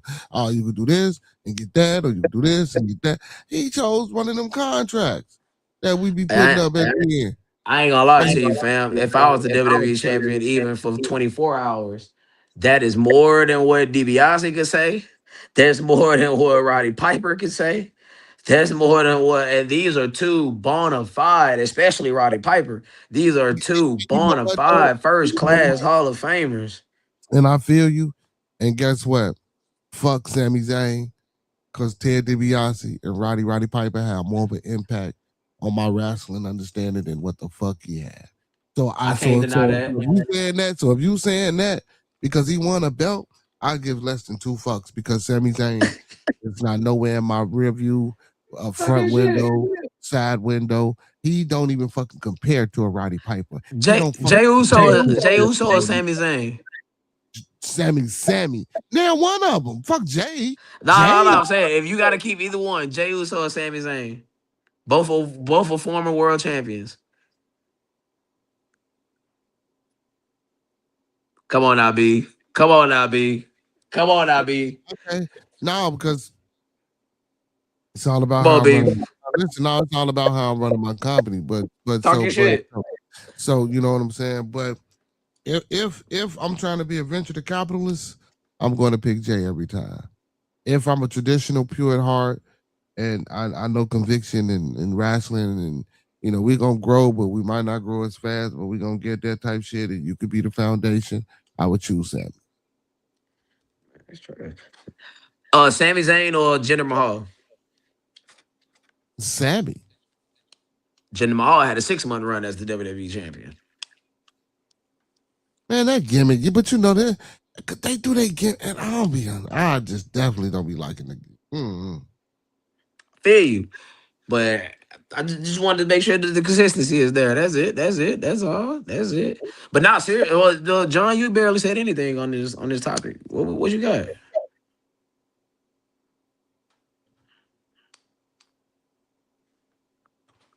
Can he hear us? Oh, okay. 9 days, 216 hours. 216 hours. Oh, shit. All right. 9 fucking days. This man has Mm-hmm. been, he came up from NXT. He came up as the future of WWE. You Mm-hmm. finally give him his flowers. And then 9 days later, you take it away. Now I understand it's probably for an angle, and I'm sure Sammy had to agree to it. But 9 days. Everybody that likes Sami Zayn got to enjoy him being WWE champion for 9 days. Okay? Mm-hmm. Talk your shit. If it had to be somebody, I'm glad it was Punk and not Cody. Facts. Okay? If it had to be somebody, but please tell me that you have something for this man later down the line. Please tell me that he's walking out of WrestleMania with the championship. Please tell me at some point he's going to get his due. Because what you just did to him is like, I'm not a big Sammy fan, but goddamn, you know, there's a lot of people that believe he should have beat Roman Reigns at Elimination Chamber a couple of years ago when he was at his peak, but he didn't. And then now you give it to him and then you take it away less than 2 weeks later? Come on, Triple H, what the fuck are you thinking over there? I agree. What are you thinking? You could have at least had him hold on to it until SummerSlam. Hell, I just don't get it, man. I I agree. just, I don't get it. This is the kind of shit that keeps, this is the kind of shit that happens that keeps loyal, that causes loyal fans to myself, like myself, to stop watching. Like, this is the kind of shit that happened to me back in 2018 when I stopped watching. Like, I did. I stopped watching cold fucking turkey. I kept up with it a little bit on socials, but I stopped watching altogether because it was the same shit every time. And I'm sorry, Sammy should have got. Sammy should not have been a placeholder. Let me put it this way: there's more fucking letters in the word placeholder than Sami Zayn had the title. Like, seriously, Oh 9 shit. fucking days. Damn. Now 9 I fucking know, days. and I know I'm That's about to say the hard thing. Matter of fact, let me come on camera. I'm gonna take a drink when I say this. I'm gonna say the hard thing. Ooh, Lord, forgive me. I'm about to say it. We gotta let it play out.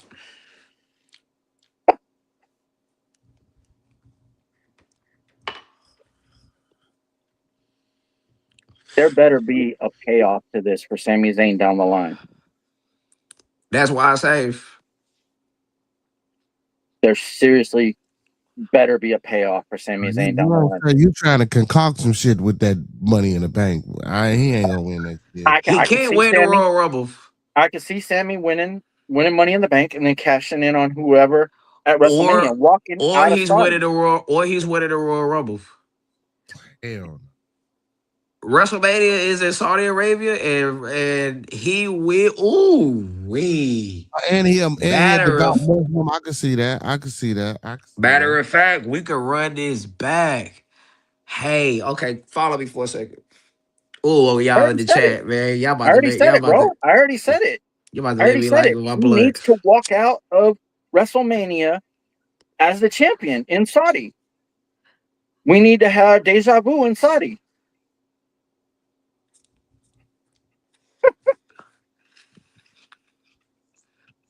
I can't. Check me out. Just let me rap for a second. We can have us a double turn on the horizon.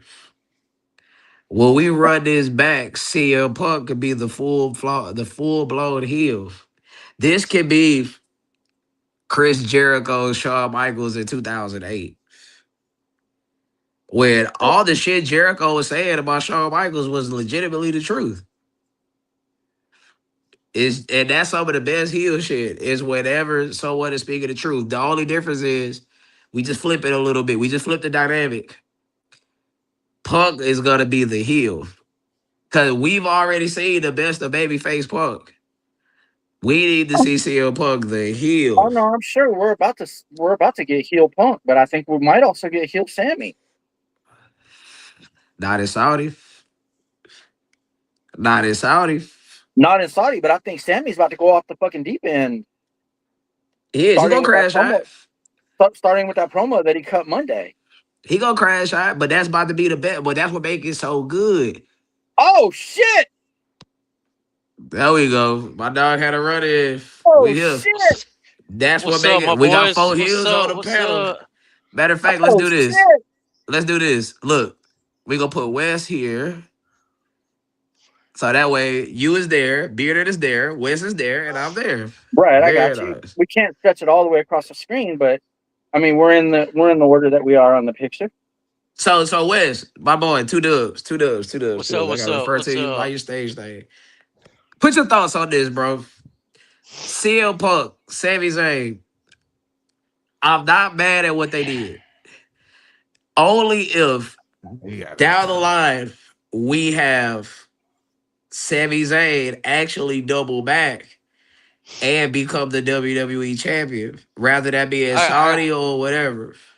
I agree with that, but he has to win the Rumble, not Money in the Bank. Talking shit. Now talking shit. He Talking he shit. he need if he's going to double back to it, he needs to win at the Rumble so he can win it back in Saudi Arabia. Is that not his home turf? Yeah, but he can cash in the money to make in Saudi Arabia. He could. Well, He yeah, could. And yeah, it yeah. and it You builds can, you that it, can. it builds that intrigue for at least 8 to 9 months of, oh shit, will he cash in? Will he cash in now? Will he cash in now? And I really think the longer plan for CL Punk is working his way to Kevin Owens. I get down with that. I get down with that. And it's safe for Kevin Owens whenever he comes back. CL Punk is a safe worker. Yeah. Oh yeah. And he's professional enough, unless you're Jack Perry, he's professional enough to actually get in the ring with you and have a great match. And him and Kevin Owens have real life heat. And that is when Punk is at his best, when he is matched up with somebody he genuinely don't like. Yeah, because his emotions is real.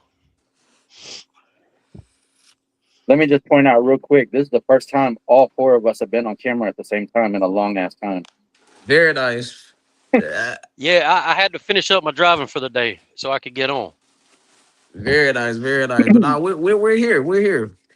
I But knew it. I knew it was coming. I was just waiting for it. I'm He live he in gave color from he Northern gave Little Rock, everybody Arkansas. he gave everybody a hint when you said we're going to do it Sunday, and he said "see" in all caps. See you guys then. I picked up the tea leaves, cuz I picked it up. I picked up Yeah, what you yeah. put down. He running that Dick LeBeau defense. All right, I Uh, see you. I see you. I But I like I said, man. If if if there's a payoff for Sami Zayn down the line, then I can kind of see why they did what they just did. But if there's no payoff for Sammy down the line, you fucked him. then you you you fucked him. I You mean, Yeah, they're hands up the definitely skirt. Hands up the skirt, cuz like straight up. not even assaulted, a reach fondled. around. Yeah, like you ain't even kiss him and tell him he pretty. Like, bro, at least, hey, Hey, and you I got to take him to understand. dinner first. Come on, bro, you gotta take me to dinner and kiss me, tell me I'm Take him to pretty at dinner I mean, least. first. he's got that red hair, man. That's got to be attractive to somebody. And I understand why people are drawing Christian comparisons. I Oh understand why my people God! are Like, drawing the comparisons to what was it? Christian and Randy Orton. Was it Jet? Was it Jet that came and said Sammy's Shout about out to to get the Jet. Christian treatment? Yeah, that's exactly who it was. Excuse me. But the difference is Christian was on TV the following episode of SmackDown. Sami Zayn wasn't on TV. No, he took a mental health day. Uh, Let me just talk about Gunther right quick. what are they doing? What are they doing? If you're trying to build Gunther back up, God damn it, you better not miss like Carmelo Hayes. Because the things you've done with Gunther since December of 2025 is fucking criminal. Now you're gonna have him go against Nick fucking Aldis. Yep, and that's exactly where we are going Nick next. Aldis.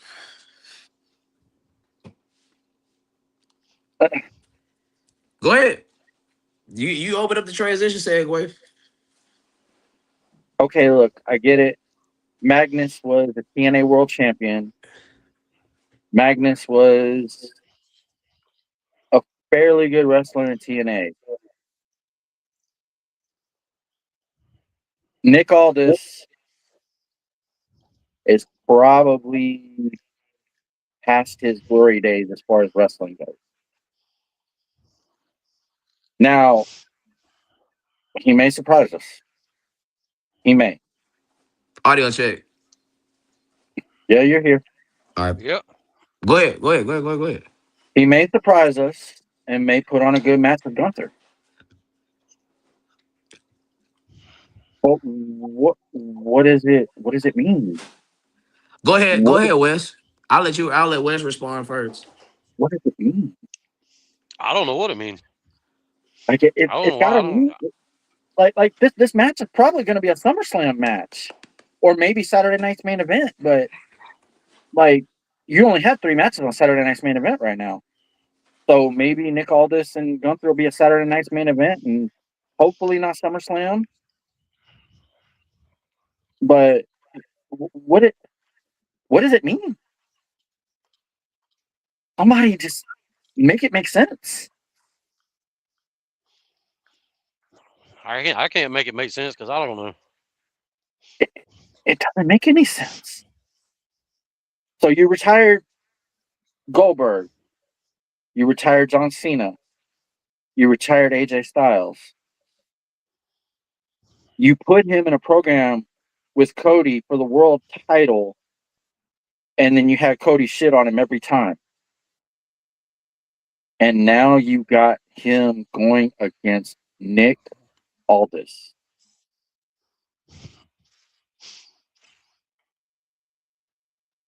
What are you doing, Paul? What are you doing? What are you thinking? Or whoever over there, like, what are you guys doing? I think the four of us on this panel, the four of us on this panel could get in a fucking room and write a better show than you guys have.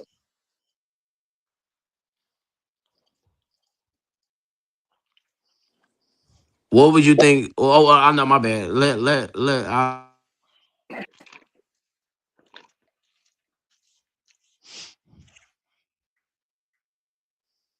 Bearded, you got anything? Now, hey, you said it all. I agree with you 100%. Shit, I ain't gonna lie. I agree with you, man. It's just it's wild. Go ahead, Wes. You before me, brother. I, I'm I'm the third one in that one. I agree with exactly what John just said. Every word of it. Okay, Go I ahead, agree, but Mike. I have This is just what. a slightly different perspective. Yep, You here we go. always got a slightly different perspective. If Nick Aldis is gonna have a match, who's safer than Gunther? Gunther isn't a reckless opponent. And if this is what we got, like, look, the reason why I put this, I don't know why the fuck my shit keep going down. This shit is so fucking annoying. Could have sworn I said timer off, but yeah. Mine keeps doing it What too, and I thought I don't know. what would be a misfire by the way you built this up is if Nick Aldis have a surrogate if he picks somebody to wrestle for him. At this point, you have to pay this off with a match. Now, who goes over is motherfucking Gunther. It ain't nothing to even consider, ponder, question, inquire. It ain't nothing to think about here. This is a fucking layup. This is Josh Hart in the finals, baby. Don't miss this. This is a layup. And I and Hey, I, don't put I it stand past him to miss that layup now. Ah, and facts. I stand corrected. The match can't happen at Saturday Night's main event because you got Gunther and Sammy against Cody and Punk. Yeah, this is a SummerSlam match. This is a SummerSlam match. And just like last week, the fact that we are at a point to where we're saying at least Gunther is on the card, at least he should be getting a win, is fucking ass. But if there's any way to correct that, if there's any way to correct that, this is it. Hey, all this want a match.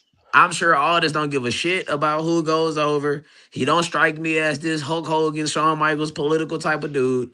So hey, you're getting a match. Not only are you getting a match, you're getting a match on a major PLE. Gunther choke him out, put him down. Now I'm not saying that he got to retire the dude, but ain't no fucking way a man who ain't wrestled a match in 3 years minimum. Now, I don't know exactly what it is, but we could at least attest to Nick Aldis being the GM for at least 3 years minimum. It might be, I'm sure it's longer than that, but we could at least say 3 years. He ain't had a match in 3 years. And this man been wrestling almost every month, most of the month. Ain't no fucking way he should lose this match. Choke him out, you put him down. That's it. We are on the road to building Gunther back up as being a legitimate title threat. Anything short of that, there is not a dirty finish you can muster up here. Bro, Anything short of Ma- that is Magnus's last match was the end of June of 2015. get the fuck out of here, boy.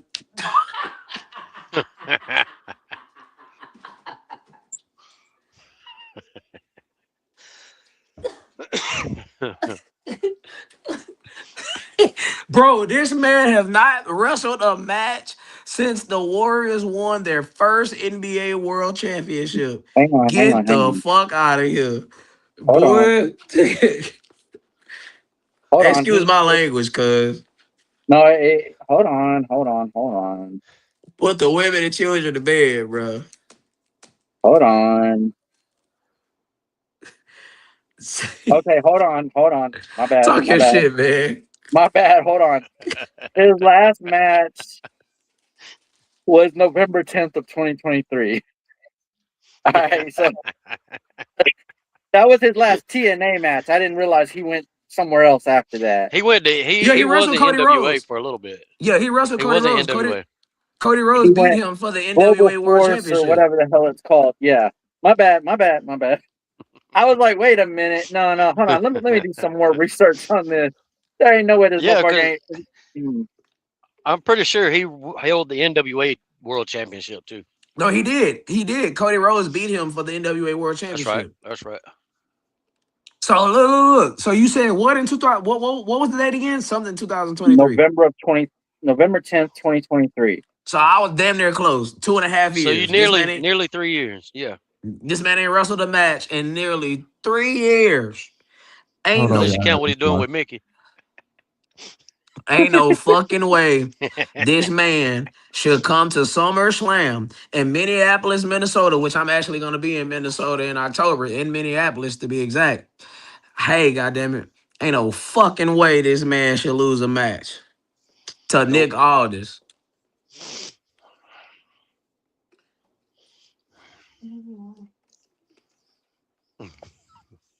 I agree Ain't with no you 100. way.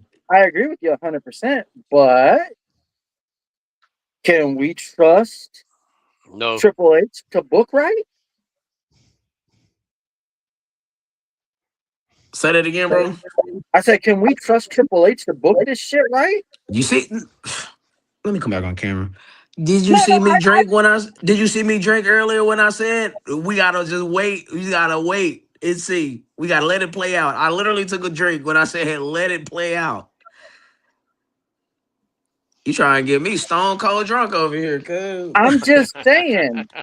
I'm saying with all the crazy shit that's been going on with booking lately, can we That's why, trust?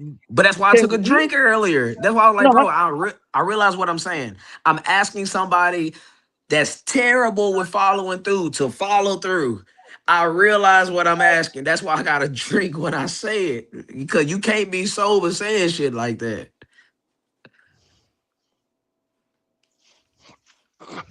Well, brother, you don't drink, or you don't drink at least not that I know of, and I know you don't smoke for sure. So I get it. You speaking of a rational thought with a sober mind, because no, I unfortunately we're booking what makes sense, but I'm gonna come back on camera and say this. When we're it comes to this booking what makes company, sense. what makes sense and what they actually do are sometimes two different things. It's two We're different booking worlds. what makes sense. No, I'm saying us four, when we book shit out, we When book we what do it, makes sense. when we do it, Yes. right, right, right. Right. We book what makes sense. Now, that's why sometimes I'd be like, what I want to happen and what's gonna happen is two different answers. Because they're likelier to do the illogical thing to have you like, what the fuck? But I But really I think, really, really hope really hope this this Sami Zayn Sami Zayn thing has thing. a longer game to it. I And it's truly gonna hope. tie Kevin Owens into this. But Kevin Owens has no timetable whatsoever to return. Now he could return as an on-screen character, cutting promos and shit. But That's the money. I That's the don't money. think Kevin Owens is going to be ring ready for at least another year. I think they said when he went out, his timetable for return is like 3 years. From a But from a neck fusion is crazy. no, not just the regular. This is uh something similar to what Edge had, except Edge, was gone for a longer time. But um I will say this. If Nick Aldis beats Gunther at SummerSlam, Swear to God, I'm losing my shit. Swear to God. Swear to God. Swear to God. On that live stream, y'all better tune in. You gonna get matter of fact, yeah, we are doing a watch along. So you gonna get my real live reaction in real time. I'm if gonna lose my shit, man. Look, I can't even tell y'all it ain't gonna be no N bombs getting thrown around. I'm telling if you right now. if Nick Aldis I'm flying off the handle, beats cuz. Gunther at SummerSlam, Minnesota, I expect nothing less from you guys than to fucking riot. Well, due to skin pigmentation, brother, I might not riot, but I I'm gonna come on expect this live stream. nothing less from people in Minnesota but to go fucking crazy. Boy, we going viral. Oh God, we going viral. We going viral that night for sure. Because yes, we are doing a watch along. For And sure. that night, mm, Boy, this is a 60-inch TV on the wall right there. I'm gonna hmm snatch that motherfucker down, boy. Hey, boy, I'm gonna snatch that bitch down. Like, bro, don't feel on me like that, cuz that's nasty. Especially for people that's paying $30 a month for this shit. Ooh, wee. Man. we can't we can't it can't happen. It can't happen, but because of who's in charge of booking, we got to believe there is a possibility that it will. I'm trying not to drink, bro. Like you Hey, keep stranger making things have I'm happened, right, John? just oh god, yes. you keep making me shoot this motherfucker, cuz. I'm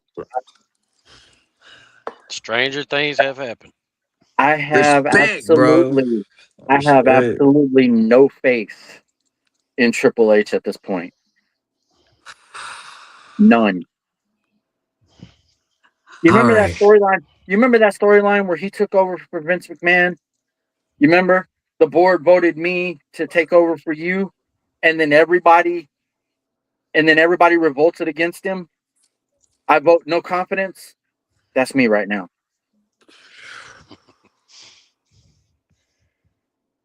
I gotta smoke, bro. My nerves bad.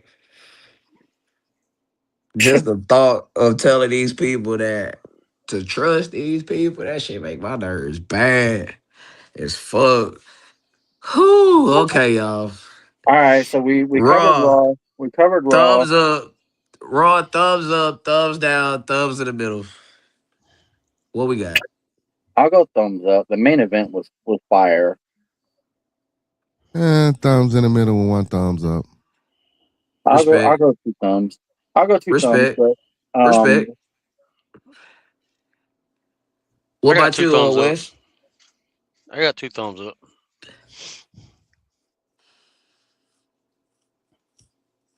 Raw gonna be in Houston this week, actually, and I'm it not gonna is, be isn't it? there again. Yeah. Uh, Hell, I might be in Houston. very nice. Hmm. We got a link. Pause.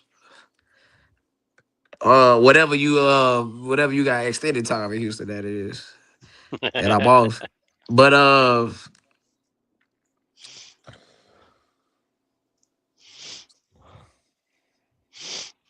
I slightly got a thumbs up, bro. Slightly.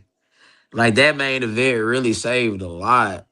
Like that opening angle was fire. Like I can't lie. Like if that's what we're doing to get Gunther back on the right track of being a serious heel, okay, cool.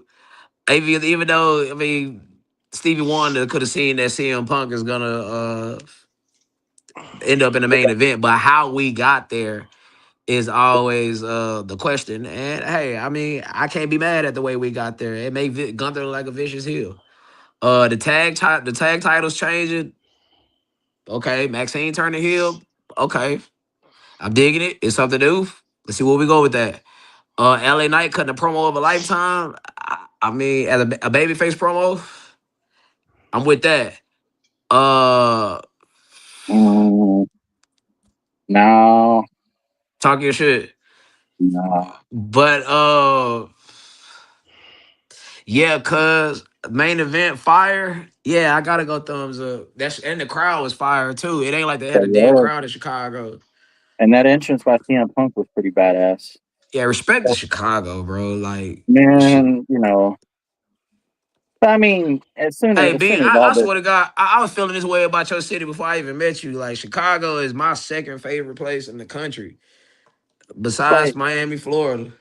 as soon as all this came in there and told Pierce, hey, you're up here calling people, and I got somebody. I knew exactly what was about to happen. Dude, we called that shit 2 weeks ago. I mean, I Facts, was just hoping that you know maybe Cody came back and cost Punk the match or something. I don't know. I was just hoping that Sammy wasn't going to lose the title in 9 days. But what we could end up getting based off of a backstage promo, is we could get the return of Johnny Gargano, the actual Johnny Gargano, and not this bullshit that he's been doing, just planking on the box, So we can actually get Johnny Wrestling back. possibly. Because Punk looked at him and goes, "What are you doing? Like, you're Johnny Wrestling. What is this?" So we could, but I kind of feel like they're gonna do that to him until his contract expires and he goes over and joins his buddy in AEW. bro. Imagine if Adam Cole don't break his ankle and Triple H get the book 2 years before he did. Adam Cole will be a world champion by now. He would have. Yep. He would have. Damn, B, you hitting that motherfucker, ain't you, cuz? You say He what would have. happened? You hitting that motherfucker, ain't you, cuz? Uh, He would. Adam Cole definitely would have. He probably would have never gone to AEW. They wouldn't have missed out on him. On my soul. So, since this is our first week doing the format, and it's wonderful we got all four of us here. Do y'all want to do question of the week first? Do y'all think question of the week should be always our ending segment? Or do you want to do question of the week first and then go to the old school nostalgia to old school? We'll come up with a name for it, but I think the old question school. of the week needs to be the ending segment. The end the show, end the segment. Okay, I cool. agree. Yeah, yeah. Okay. We're not gonna talk about SmackDown at all. I mean, there Well, we wasn't a kind of whole did. lot. It wasn't a whole lot, but I mean, Baron It was Corbin SmackDown. did come back. I'm glad to see Baron Corbin back. I am glad to see Corbin back. Yeah, Okay. I've All right. always Well, liked hey, Baron we Corbin, can talk even when about he it. was in NXT. I mean, I feel that Baron Corbin was another one that they missed out on back in the day. They built him up like he was gonna be something, and then down the card Well, he I'm went. glad they brought him back. I'm glad they brought him back and done it with Trick and Carmella because they all three have history together. I'm glad So that I'm they I did got you, not. Fanbo. I'm glad that they did not bring him back as Danhausen's creation. right, right. Now the question remains: who the fuck is Danhausen's creation? Cass, Big Cass and Enzo. That would be kind of interesting, but He did say I got some friends in New York, but I thought that would reference the Knicks more than Kaz and Enzo.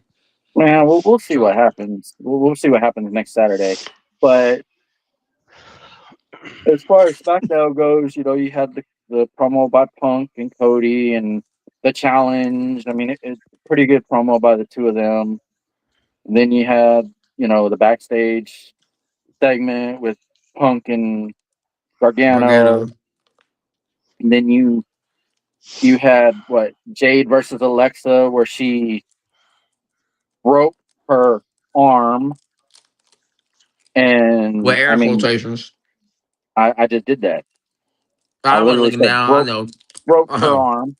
But anybody that knows and has followed knows that Alexa in that arm is double jointed, so she can, make it look like her arm is Yep. actually broken. And I don't want to kill the illusion for some people, but trust me, her arm is not actually broken, but she sold it very well. She sold that shit very well, and of course, Charlotte had to watch it, so this furthers the storyline with her and Jade. Um, of course, the end segment with Gunther and all this, and the glitch when Cody came out. I don't know what the hell happened there, but the screen went completely black when Cody came out. Um, so I mean, SmackDown, thumbs in the middle. I ain't gonna lie to y'all. Best candy in the world, Starburst. Hey, we might Oh, get Hell endorsed. yeah. that's it. Sour But Starburst. Oh my god, best candy in the world. absolutely, Um, Hold on, let me go here right quick.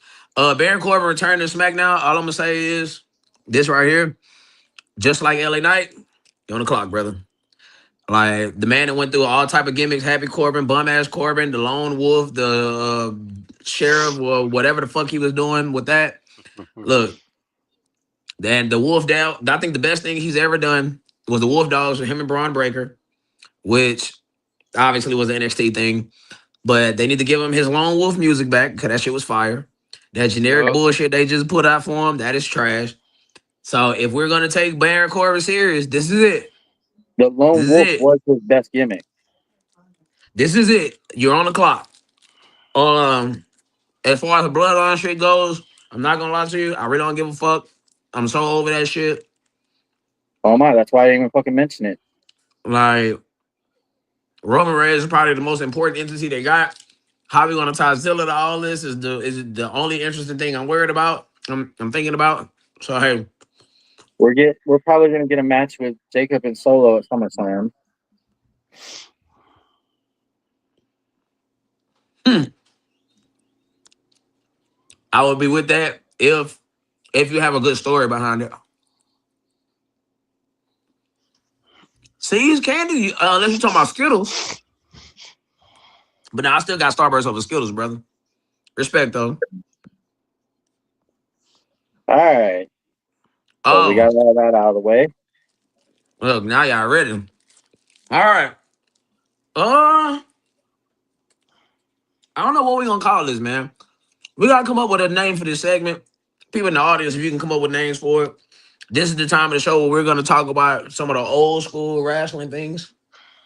Um, hmm. To kick this off, where y'all want what y'all like? Pick a year. It don't matter. Let's try not to do modern. So anything Eight, 2007 88, and I or say older. 89, 90. 89, 90. You say 89, 90? What about the rest of y'all? I don't have Go no with that. vote in this.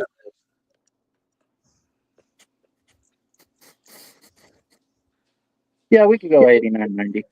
Okay. Nostalgia. Hold on right quick. 19. So we're covering all of wrestling. We'll talk about all of wrestling. Not just we're not just limited to the WWE in this segment. So luckily I'm well versed in this era, We, so I can kind of. we need to pre-plan the segment before we come on the air. That way we can get a little refresher on that. 1996. Hold on for 1996, fanbo. Hey, stay tuned. Stay tuned, fanbo. Trust me. Trust me. Just stay tuned. Just stay tuned about 1996. Go ahead. I'm just saying. 1989, 1990s wrestling scene. So y'all, let's go back to 1989, 1990. This will be what the height, the start of the height of the Warrior, the Mega Powers Hmm. will be in this era. Hmm. Um, let's see right quick. Let's see. Warrior wins the title in 1990. 91, right? Was it 91?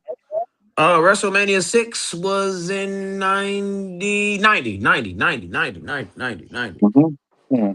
90. So My dog sick. 89, Oh, he hitting that powder, cuz. Nah, I know it ain't the second one. 89. Let's see, 89 was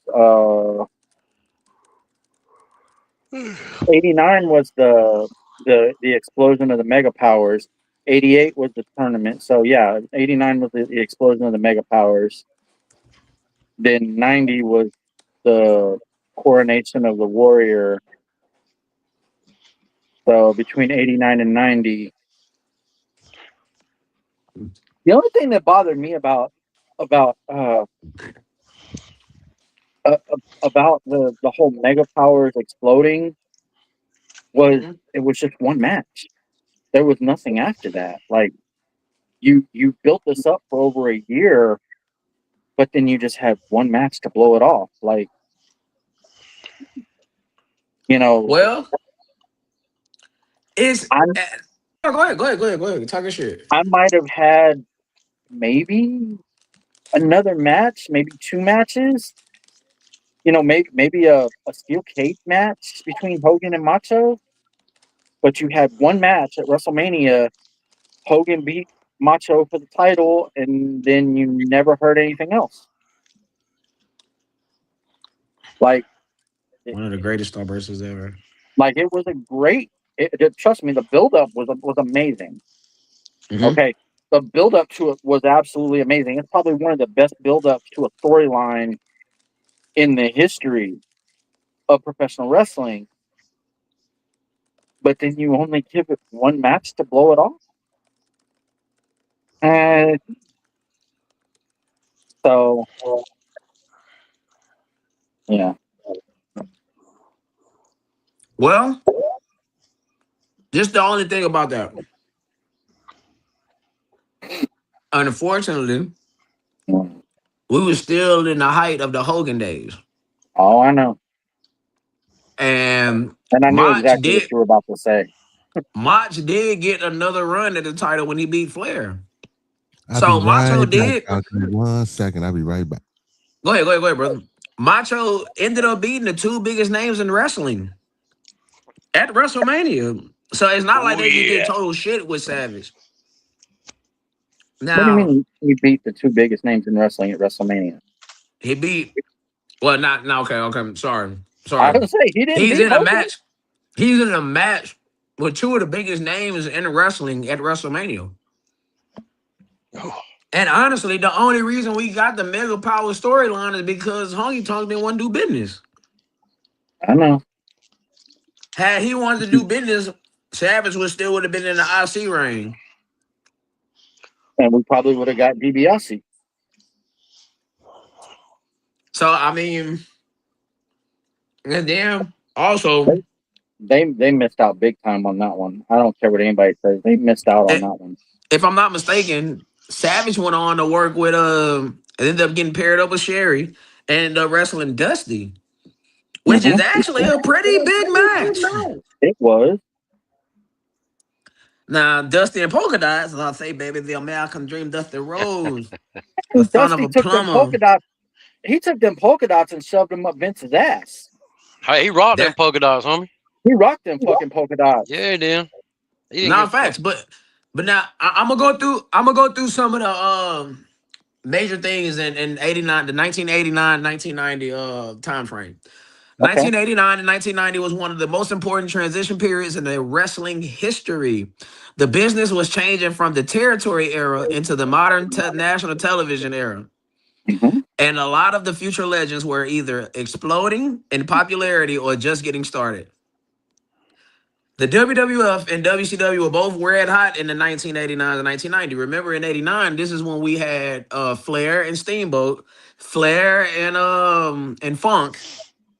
So the WWF had Hulk Hogan as its top star, but new names were emerging. WCW was still under the NWA banner, but we was building around Ric Flair, Sting, and the Road Warriors. And fans could realistically argue that either company has a stronger had the stronger main event scene, which is actually a pretty fact. It's actually a fact. The Warrior became a phenomenon in 1989. The Ultimate Warrior was still primarily an intercontinental champion, but by WrestleMania 6 in 1990, he would defeat Hogan, as we all know, in a champion versus champion match that drew massive attention in the Sky Dome, Toronto. I'm sure y'all remember that. For a brief period, the Warrior was arguably the most popular wrestler in North America. Now, on the other side, we had Sting rise happen almost overnight. Sting went from being from colorful up and coming babyface to a legitimate main event star in 1990. His rivalry with Ric Flair culminated at the Great American Bash in 1990, where Sting won the World Championship.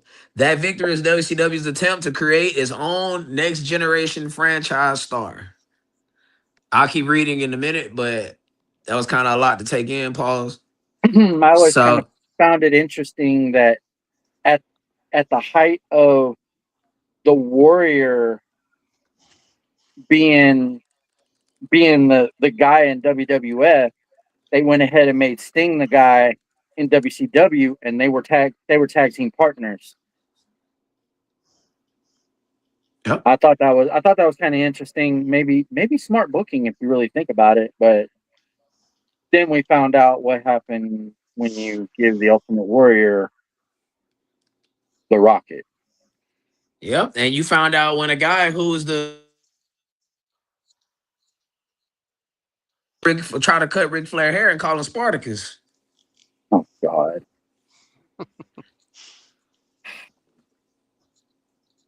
Even though that was 1991, but that's neither here I nor there. mean, look, we don't have to stay within. I mean, we can go all over the place in that era.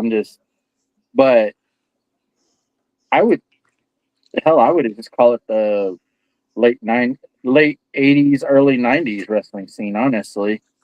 But So, so let me ask y'all a question. Cause I mean, y'all lived it. I didn't. I mean, I wasn't even born yet. Shit, I wasn't born until I '93. was still I, right, I was still kind of pretty young, so So, as a fan, right?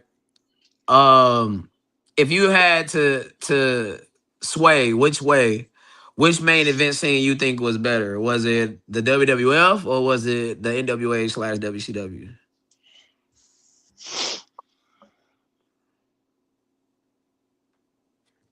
If Black is in the comments, hey, if Black is in the chat, hey, that's for you too, brother. 1980 WCWF main event scene or WCW? hmm. Well, the WWF main event scene, regardless of the fact that the Warrior had the belt, was still saturated with Hogan, whereas WCW was trying to, not have one guy rule the airwaves. Ric Flair never hogged the spotlight the way Hogan did. Um, you were definitely creating a new star in Steve Borden. You finally gave Ricky Steamboat his due,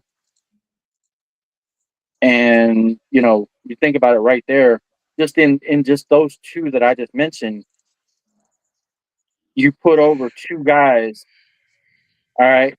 Whereas Hogan only put one guy over, and it actually is one of his misses. I've said the guys that Hogan has put over clean ended up not being able to wrestle for shit. Warrior, Goldberg. I mean, really. So at the time, WCW was the better main event. WCW NWA was definitely the better main event. What say you, Wes? I have to say WCW because that's all we watched back then. We didn't watch WWF. Oh, that's wicked. You grew up in South Carolina, huh? Yep. Nah, that makes sense. Oh, but that's kind of wicked considering that Carolina is Flair country. Hmm. Damn, y'all didn't get a lot of WCW. I mean, what duh? Well, nah, I'm stupid. That duh, dummy. That's why he's watching WCW. Uh, damn, like I just thought about I that wasn't shit. gonna say nothing, bro. I wasn't gonna say nothing. Damn, bro, did I make you take too many shots over there? Nah, man. I mean, I need You to done take the got him other. fucked up. I mean, I got to take the other one. But nah, okay, okay. Damn. So I wonder if you was like in the DMV area, since you were literally in the middle of both, did you get both? Or was you still like NWA based or whatever the case may be? It's still NWA based. Ah. Yeah, nah, facts, fam. I definitely cooked myself for sure. You did. I'm tripping. Like I thought I was talking about Flair earlier and the Spartacus shit, but that's 1991. So yeah. Oh shit. But Um, I was watching both. I got I you. was watch, I was watching both, and you know, I enjoyed watching WCW just a little bit more than WWF because by 1990, I mean, I started watching wrestling in 1985. I started with WrestleMania 1. That was my introduction to wrestling. Um, so by 1989, I had already had 4 years of Hogan being shoved down my throat. Pause. So yeah, Duh. pause, You beat me pause, to it. pause. So I had already had 4 years of that. So when I found another option, I kind of gravitated over here.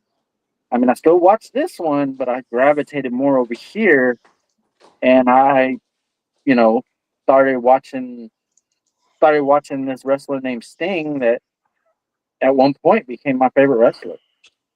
Was You that know, Surfer Sting then? oh yeah, absolutely, Well, absolutely. I used to go to the damn barber, get the damn flat top with the ducktail, you know. So yeah, I mean, I used to take a marker and mark my face up, try to So, so let you me know. let me finish reading some of this. Um Shit. Sting was becoming WCW next franchise player at the Great American Bash 1990. Sting defeated Ric Flair for the NWA World Title.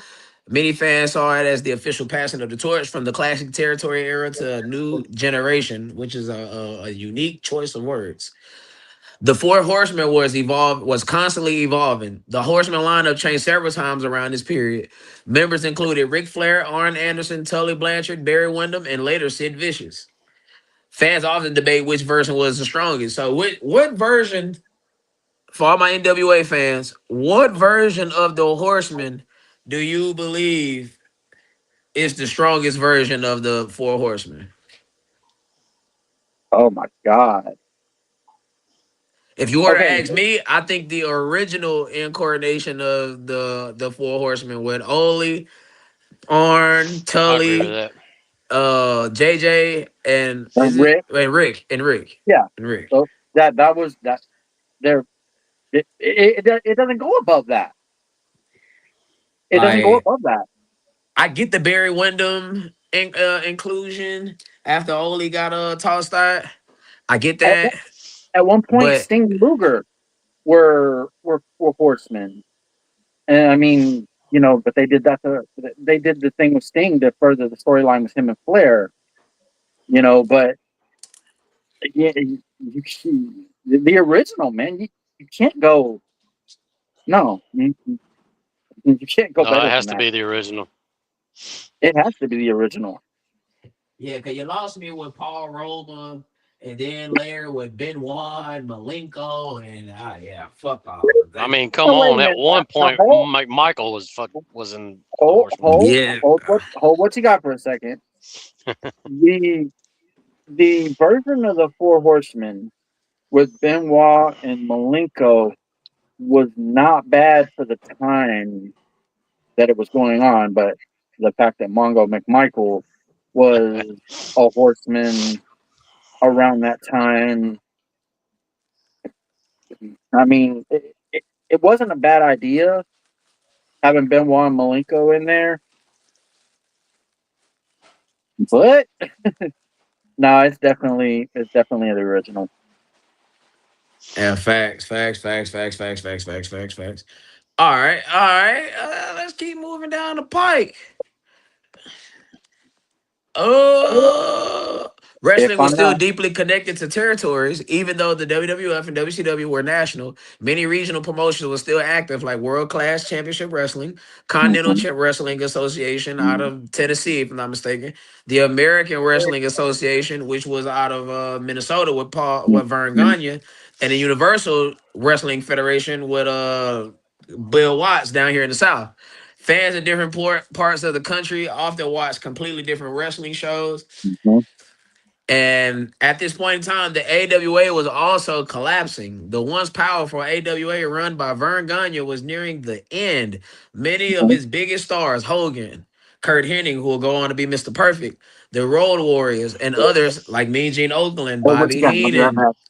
got you. The others like Mean Gene Hogan, Mean Gene Okerlund, and Bobby Heenan, and Rick Rude, and the Rockers. They have all moved on and went to bigger promotions like the WWF and WCW, respectively. So, what are your thoughts on the AWA collapsing in 19, or starting to collapse in 1990?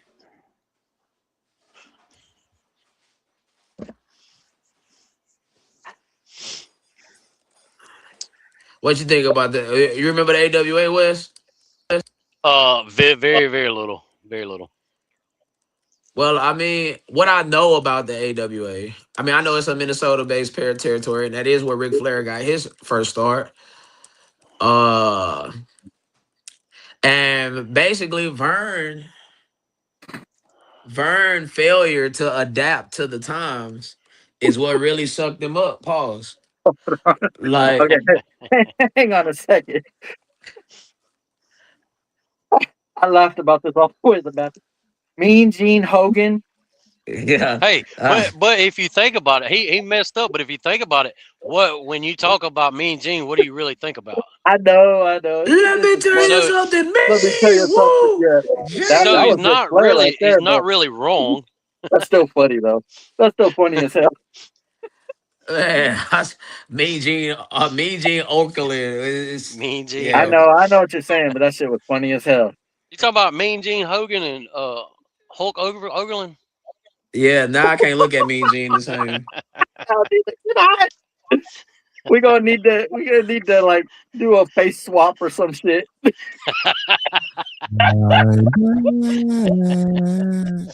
All right, All right, B. We're talking about the 1989 and 1990s wrestling scene. We're pretty much going down the barrel of some of the major events in 1989 to 1990. The emergence of Sting, the evolving Road Warriors, and now we're at the AWA. We're at the weren't AWA. we weren't we in Uh, the hold on? Weren't we in the like in the Time you put prime of the Road Warriors versus the Powers of Pain at that point? let me see. Hold on. It's either that or like wasn't it Rock and Roll Express and stuff like that? Well, the Rock and Roll Express and Midnight Express has always been there. There Like was that's already an NWA by then. By this time, we yeah. was like the height of the Midnight Express and the Rockers, Rock and Roll Rock and Express was Roll like Express. 85, Yeah. 86, 87. Mm-hmm. Uh, damn, John, you just asked me a question. Oh, I you said said Road Powers of Warriors and Pain. Powers of Pain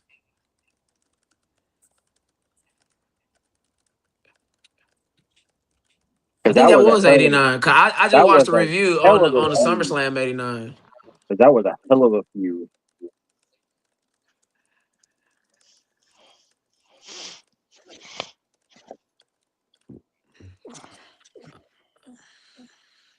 But like, yeah, I mean, some of the territories were still there, That but they were that slowly was starting to. 1988.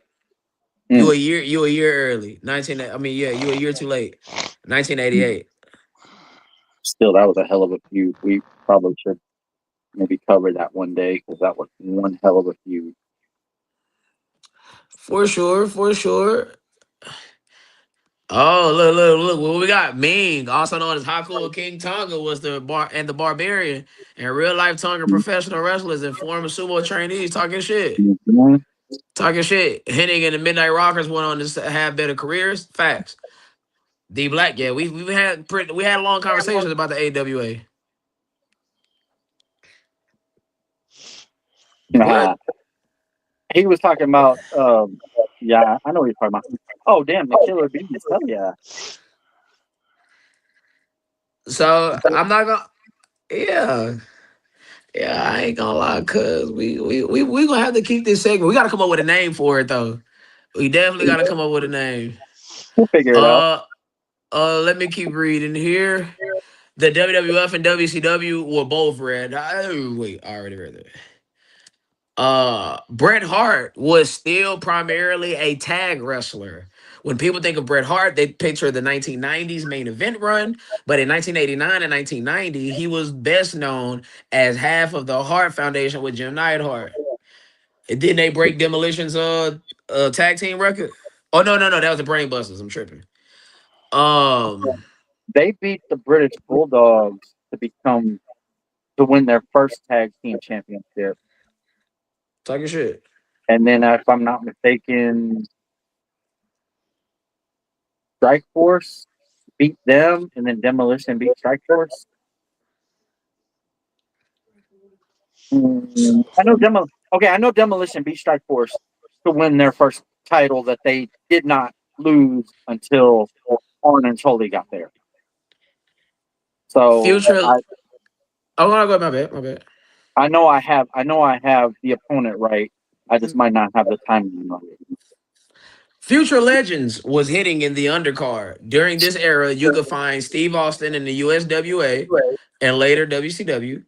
The Undertaker was working as Mean Mark Callis in WCW. Mhm. Mick Foley was wrestling as Cactus Jack, and Chris Jericho was still training and not yet nationally known. The Rockers was a tag team sensation. Shawn Michaels and Marty Jannetty were one of the most exciting tag teams in the world. Few people in the 1990 would have predicted that Shawn will become one of the greatest single stars ever. And this is very important. The first seeds of the Monday Night Wars were being planted. In 1989 to 1990, there was no Monday Nitro yet, but the competition between WWF and WCW was intensifying. TV Mhm. contracts were becoming more important. Pay-per-views were growing rapidly. Both Mhm. companies were trying to sign each other's stars. The full-scale war would explode a few years later. And unfortunately, and I'm gonna get your thoughts on this on both these things. I just said a lot here. The territories were fading fast.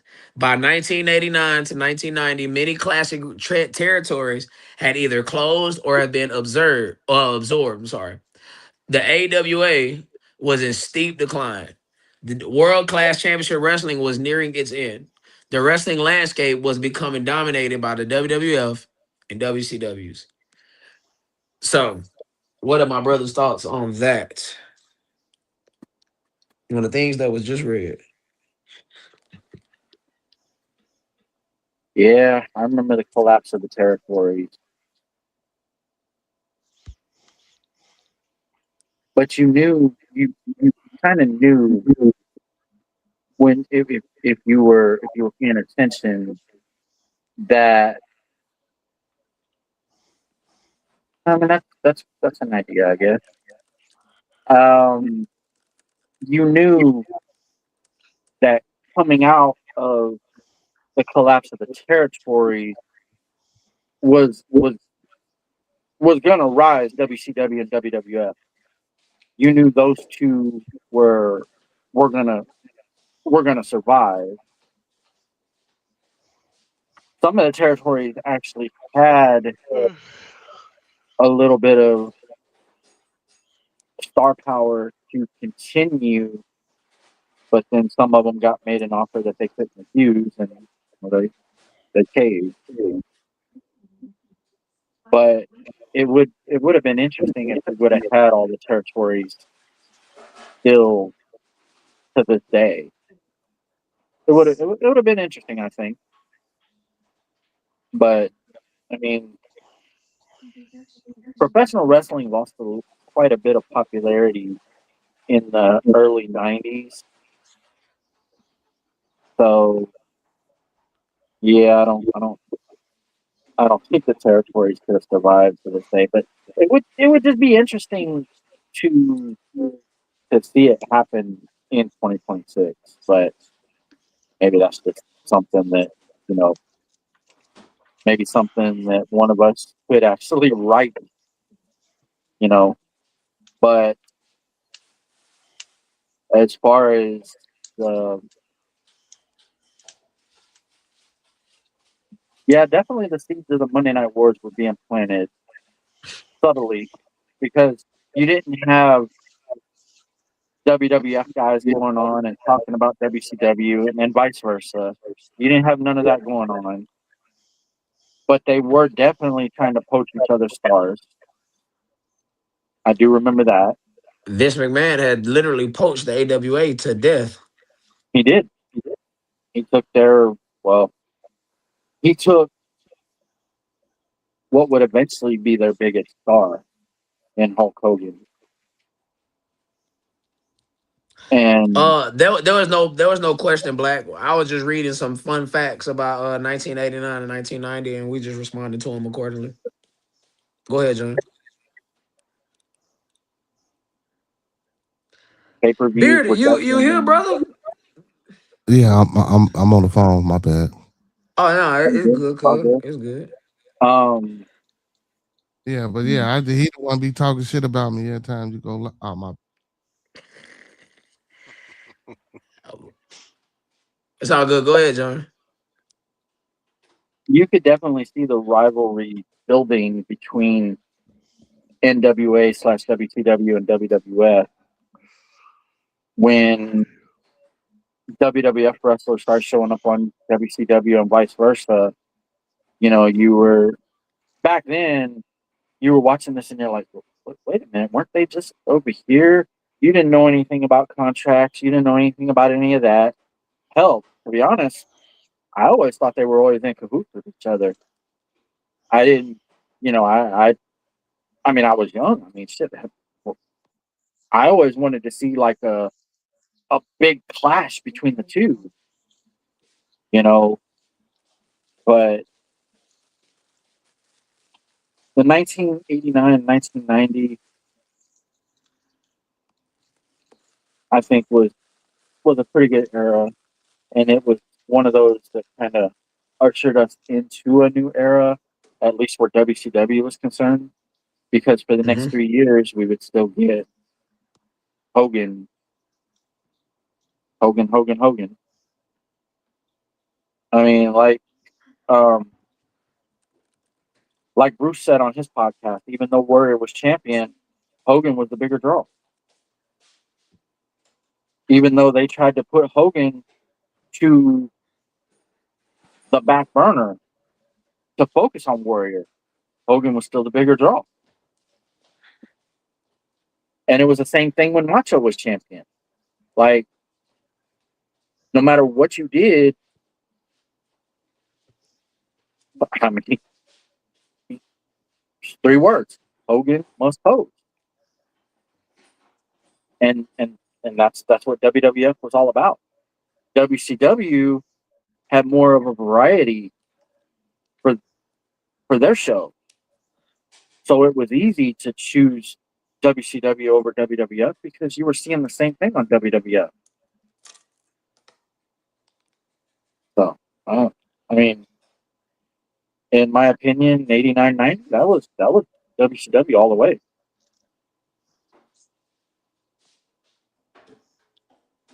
Well, to but a bow on 1989, 1989, 1990. All I can say is, hey, what a start. Because the payoff was coming 6 years later. 5 years later. Well, Now, not if you start from '89, yeah, but 5 years, 6 years later, yeah. No, the payoff was definitely coming. now, y'all know what time it is. It is that time for question of the week. Boom, boom, boom. Sponsored by no one. Unsullied by sponsorship since 1989. Thank you, Dr. O'Neal. Yes, sir. Shout For out those to of inside the NBA. I was about to say, for those of you who don't know, that's a shout out to Inside the NBA. Yeah, gotta give respect to the Godfather, Ernie Johnson, man. Oh damn, I didn't know my shit was on zero. All right, fuck it. All right, here we go. Buy or sell. I got a couple buy or sells for y'all. So buy or sell. The W we're talking WWF here. Hold on, I'm gonna type it out. WWF 1996 or WWF 1997, and why? Hmm. Hmm. Hmm. Hmm. Hmm.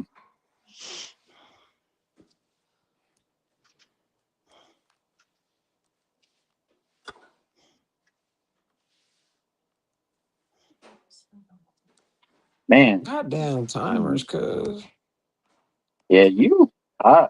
Hmm.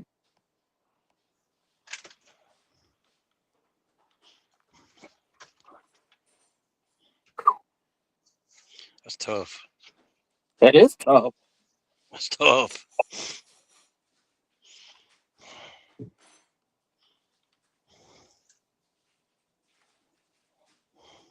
All right, Fambo. Shout out Fambo. I told you we'll be done. We're gonna be hit the 1996. And I said, stick around. Here we are, 1996 or 1997 WWF. What you rocking with? How you rocking and why you rocking that way? See, I've been hitting y'all some softballs a couple last couple weeks. Now we gotta dig deep up in the why D Black? Why? Now we gotta dig deep up in that brain now. Matter of fact, let me light my blunt, cause I still got a shot to take, low key. Ooh.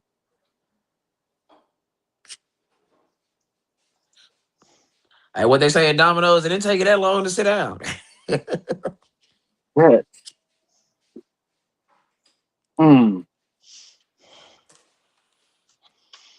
I don't think you Yeah. realize how tough this question really is. Oh, I think I realized exactly how tough this question is. Remember, I told y'all in the chat. I said I got a question for the week for y'all ass.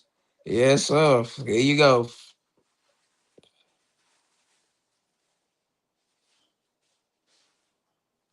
It was the birth of a few effective gimmicks in '96, but they blew up in 1997.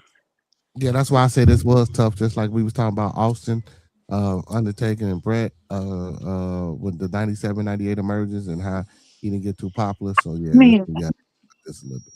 Facts. Nah, that's facts. Hey, that is facts, fam. Bo, you ain't bullshit.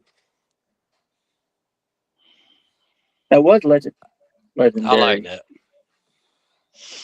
Come on, cuz. Like, yeah, we got him thinking, Yeah, we got him thinking, That's how I know this was a great question. Come on, cuz I got some more lined up for you. 1997 was Shawn versus Brett. 1997 was DX.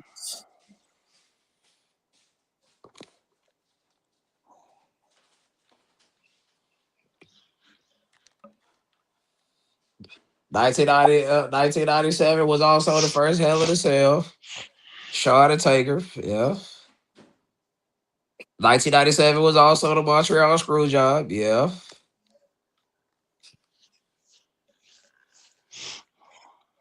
I pull, Diesel. I pull my hair out if I had any. Um,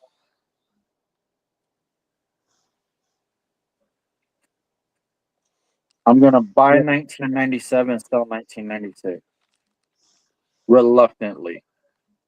Respect. And Wes, what you taking? Yeah, I'll Hold probably on, have to take hold on, Wes. 97.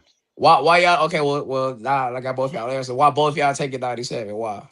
But I mean, I just mentioned like yes, 1996 was the birth of some gimmicks, but 1997 was where some of them blew up. Come on, man. 1997, Sean and Brett. Talk y'all shit. I mean, come on, that no. USA versus Canada. Talk your I mean, shit. just like Bambo said. I mean, the first Hell in a Cell, the Montreal Screwjob. I mean, if you sell that, it's got to be 1997. B, what you got? Me, I'm going by 97. And I don't know if I You, want to sell 96. no, you have I'll to. It's either a buy or a sell. If you buy one, you okay, sell the well, other. okay. Okay, well, if I buy 97, yeah, if I'm buy, yeah, I'm gonna buy 97, and then I'm gonna have to sell 96. You know what I'm saying? Respect. Even though 96 was a generation era, you know what I'm saying, leading into the attitude era, I'm an attitude era fan. So Oh my. yeah, I'm not sell 96. Even though there was a transition period, and I get it because in 96 we had the fucking Shawn Michael Bret Hart. You feel me? We had that classic Survivor Series, and some people would say it was all right. But so I get that. But '97 though, that new fresh reemergence of people coming into their characters, or people, well, not I ain't gonna say coming into their, but beginning to come into their characters, like the Stone Colds and shit like that. So yeah, I'm buying the hell out of '97 and selling '96. Here's Well, y'all know I gotta do it, and here I go. I so am here's what buying on 1996, and I am selling 1997. Hey And man, hey, I you know what? understand. No. We gotta let you answer first sometime. Cause every time we answer, you always go against what the fuck we say. Nah, there's sometimes I agree, but on this one specifically, I gotta buy on 1996, and I have to sell on 1997. Like, look, all the things that you like about 1997, it was based off of 1996. Think about it. If we never get the curtain call at Madison Square Garden, there is no Austin 316. There is no emergence of Stone Cold Steve Austin, or at least Stone Cold Steve Austin would be delayed, maybe by a year, maybe by 2 years. Who knows? And then also remember that was the first year at Survivor Series, 1996. We got the first ever Brett and Austin main event. That shows you that Austin can legitimately be a main event player. 1996. Also, you have the debut of like the aforementioned Stone Cold Steve Austin, even though he debuted in the company in 1995 as the ringmaster. WWE was created in 1996. But you also got Brian Pillman. Yeah, yeah, yeah, yeah, yeah. The seeds are being planted for a heel Bret Hart. And it started at WrestleMania 12, even though the most overrated match in WrestleMania history is him and Shawn in the Iron Man match. Also in 1996, you have a hot Mark Barrow, even though he was trying to be bad on WCW television, he debuts on WWF television.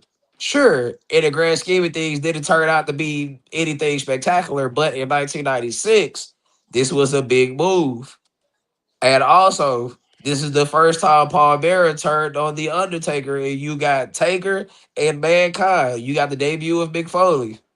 That is a very big moment. You got Shawn Michaels and Mick Foley in Mind Games. That's a very big moment. Yeah, but 1996 is the year. Not to mention the re-debut of Sid.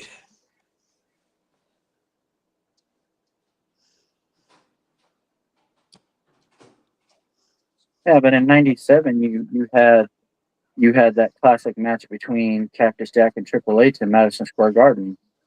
That is true. But how do we even get there if he have a stinker with Undertaker in 1996? Let's say he come in 1996 and he shit the bed. Remember what Bruce said? Bruce said on the Mankind episode that JR was the only person that was pitching for Mick Foley to come into the company. Matter of fact, Vince McMahon said, and I quote, "We're only hiring Mick Foley because you recommended it. And when he failed, it's gonna break your heart." Vince McMahon had no faith in Mick Foley, but his match with The Undertaker, or his matches with The Undertaker, I should say, it gave him confidence from Vince McMahon to even be matched with a Triple H, to try to get Triple H over. Because that was the whole point of the matching with each other. Especially later in 2000. It definitely was meant for Mick Foley to get Triple H over. But how did he even get to this point if he shit the bed with Taker in 96? Hmm. Look, I love 97, bro. Like, and if you give me any other year versus 97, I probably would take it. But if you gave me 1996, all things considered, I gotta rock with 96. I got you. Cause who's to say that Austin even get that shot in 97? I mean, he got talent, so I'm sure eventually he would have got his. But who's to say that would have been 97? Austin only got his shot because The Triple H curtain got call? buried. Triple H got Yeah, buried. because of what? Curtain call. Which happened when? '96. And also remember, and I can't believe I forgot this point. 1996, Razor and Diesel leave. And we That know what happened. that's literally what D said right there. The NWO happened in '96. We Can I got trade like 97 for 96? hey, I mean, hey, it's I swear to God, like when I typed that in the group, I watched the review, I watched like this review, and I listened to two podcasts based on 1996. And I love the Bret Hart 96 97 story. So I've heard that shit to death. So I say, damn, sure, like in the ring might not be the absolute greatest, but the way certain things developed in 96, it paved the way for 97. So, Well, it's just like, like okay, if you gave me 96 versus 2000, well, I probably will go with 2000 because they rarely missed in 2000. From January to December of 2000, they rarely missed. And that's with Austin being on the shelf most of the year. But 96 versus 97. yeah, yeah. Well, Yeah, I didn't try to. I tried to limit the scope to WWF because if I say wrestling as a whole, you're taking 96 without even bleeding. absolutely. Yeah, because the NWO, like it wouldn't even be nothing to think about. For life. So okay. That was a good one. That was a good one. That was a good one.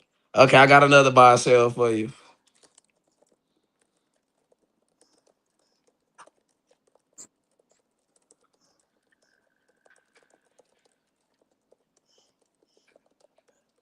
Hello.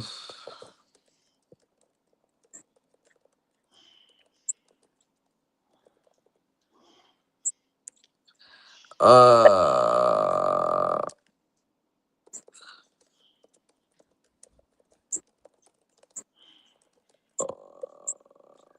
Okay.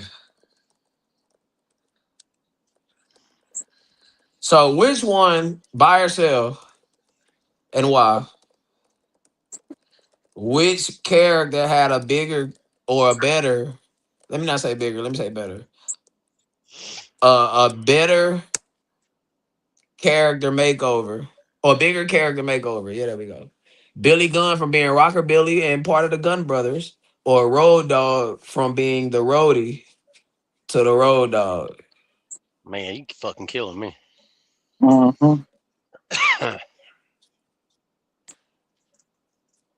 Now, of course, you're gonna count their time as the New Age Outlaws, but they're one and the same. Who wants to take this one first? I told you I've been giving y'all softballs pause the last couple weeks. We gotta dig deep. Okay. Is there anyone out of the four of us that would hand Billy Gunn a mic and trust him? No. Say that one more time, John. I said, is there anybody out of the four of us that would hand Billy Gunn a mic and trust him? Absolutely not. Hell no, not to speak. No. As soon as you say you do, I need you to pass me the blood next. I need that. I Road ain't Dog. bullshit. I'm sorry, Road Dog had the better transition. And if we're being honest, Road Dog carried Billy Gunn in the New Age Outlaw. Was Road Dog not a manager before that? He was the He won roadie. something like that, the roadie He was the for roadie. Jeff He was Jeff Jarrett. Jarrett's. Okay. Yeah, he was Jeff Jarrett's roadie. So it's sort of a manager. Yeah, you can Yeah, say I that. got you. I got you. I got you. I say I have to Road go with Bill. Dog. I have to go with Road Dog all day. Road Dog. When they teamed him and Billy up, and I think the Road Dog carried Billy as a tag team partner because you had Billy in the Smoking Guns, you had Billy as Rockabilly, and you had Billy by himself. Now, The And Rock didn't do Billy Gunn no favors. no, The Rock did Billy Gunn no favors whatsoever. He buried him like, my name is Billy. So, uh, Billy was probably the better wrestler, as Dee just said.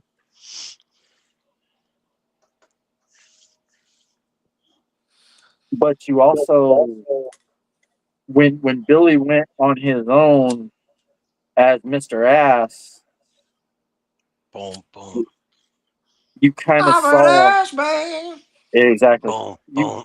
kind of saw that Yeah, I'm an Billy. ass man. My bad, bro. You Duh. you kind of saw how much Billy actually needed Road Dog. I love to flaunt him. I love to lick him. Well, I mean, I he don't was think. partnered with Chuck Palumbo, right? Oh my god. I love to stick him. I'm Oh, gonna kick him. Cause I'm an ass man. Boom, boom. bum, bum. Yeah. I'm an ass man. Dog, wait a I'm an minute. ass man.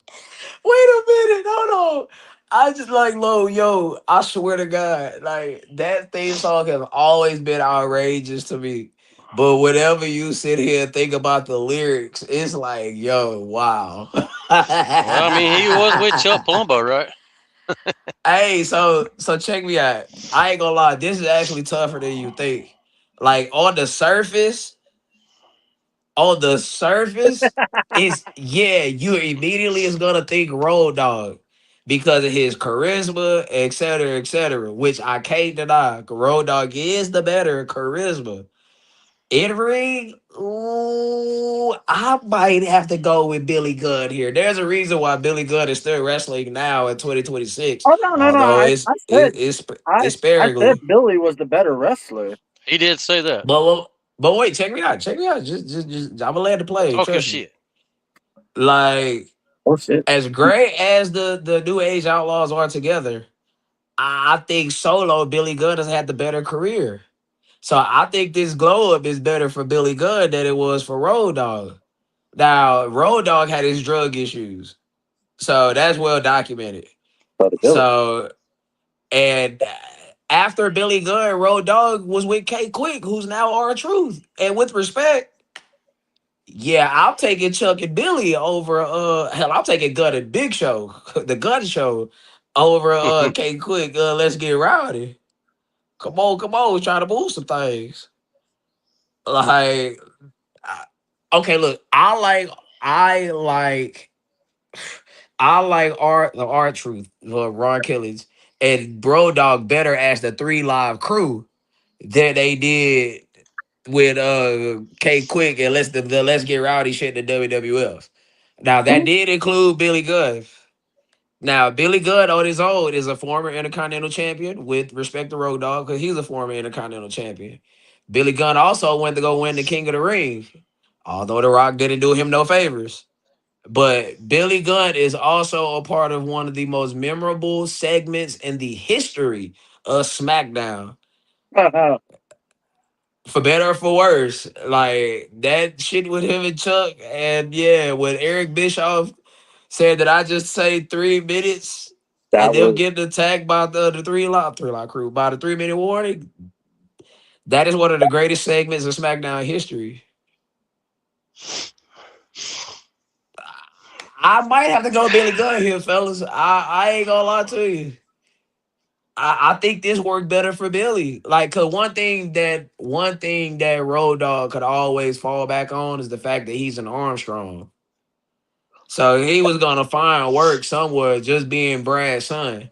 He had an opportunity, even if the WWF didn't work out, he would have but had it, an opportunity and maybe WCW or wherever, just on the strength of being an Armstrong. But Billy Gunn, absolutely not. Man, they played the Armstrongs, man. now Respect. think about this for a second, all right? Go ahead, talk your shit. Everywhere that Brian and Billy were, they were always paired up. TNA, Eventually, yeah. TNA, WWF, WWF, WWE. They were always paired up. Billy, I'm pretty sure they were even teamed up at one point on AEW before before Brian Now, came back. Cuz never was in AEW. He was, but he wasn't a wrestler, if I'm not mistaken. I know Billy definitely was because Triple H buried Yeah, he still. AEW at the Yeah, Hall of Fame speech. Yeah, yeah, old he's man still there. Biden He's shut still that there right pissant now. company down. Yep, Yeah, I'm crying. but uh,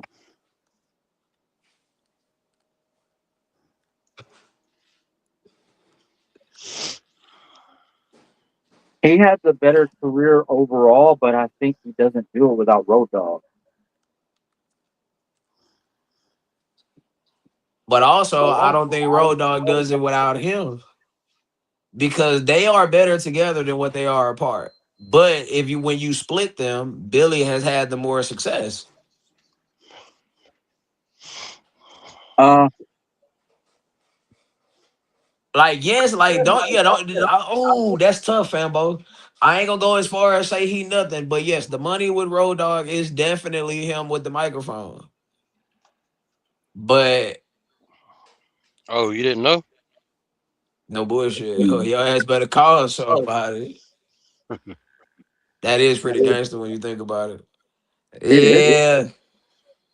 It Okay, is. one more, cause I swear I'm done making your head hurt. No, you didn't You really already make gave my me a head hurt headache. on that one.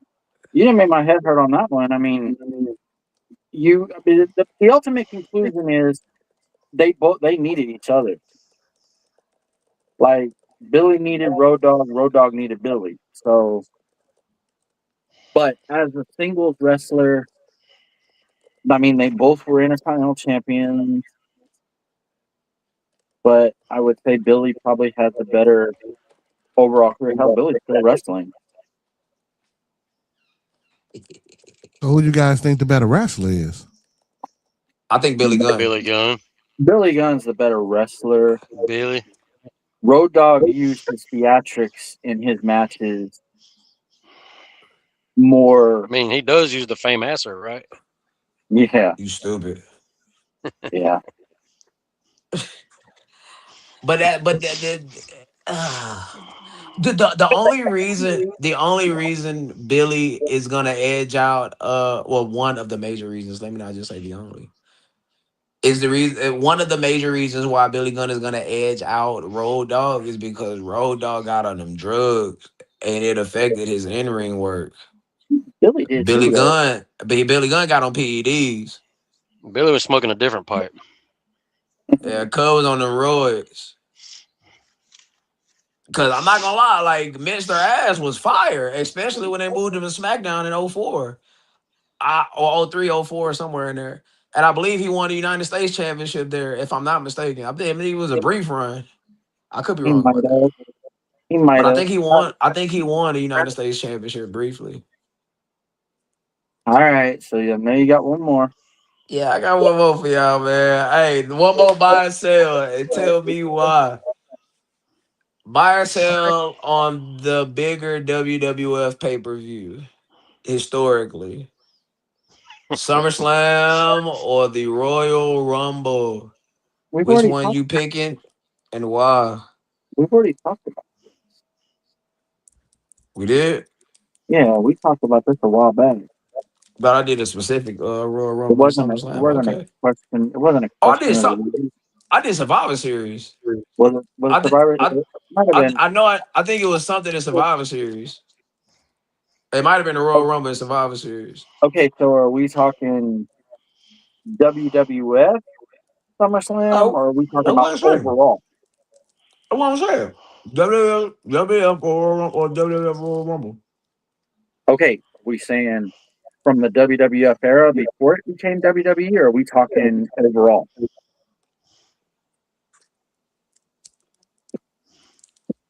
WWF. And the reason why I say that is because WWE, you'll probably pick less of one and So, the other so because SummerSlam, once we so get past SummerSlam, Survivor and Series, SummerSlam 2002, it ain't too many more SummerSlams to pick from that. so SummerSlam and Royal Rumble before 2002. Yes, sir. Okay. From 2001 and back. Mm,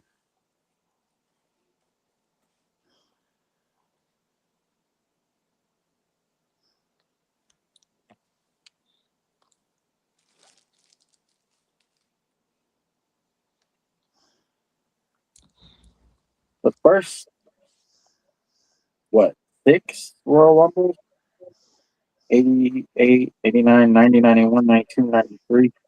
The first Royal Rumble meant nothing, except for 92, I guess, when Ric Flair was crowned world champion for winning the Royal Rumble. But then before that, nothing. There was nothing for the Royal Rumble. I mean, so the title shot at WrestleMania didn't become a thing until 1993, if I'm not mistaken. Correct. And of course, in '92, Ric Flair was awarded the vacant championship for winning the Royal Rumble.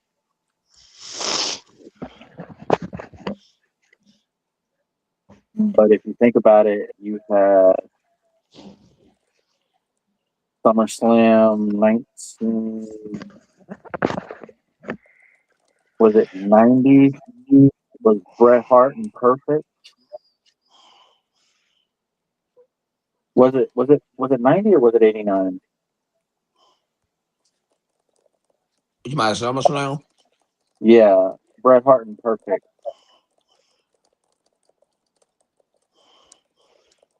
Or was that 91? That was one of the better SummerSlam matches I've ever seen. Um, It was in 91. okay, yeah, 91. I mean, it's still a SummerSlam, WWF SummerSlam. What say you, two dubs? Yeah, I don't know. I'm still racking my brain on that one. I think I would probably go with SummerSlam over the Royal Rumble.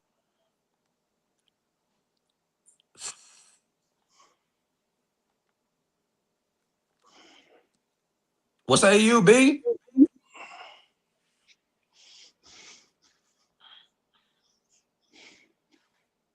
Damn, I think my boy out of there. Fuck you saying? The only thing I'm saying is like SummerSlam was always a big event, whereas the Royal Rumble for the first several years didn't mean shit. I'll go with SummerSlam. Respect. See, who said we can't all agree? Cause I'm going with SummerSlam. All right. Uh, I was about to say this is the Like part where he it, it's this I would say this is the it's part where he goes against us, but no, not this time.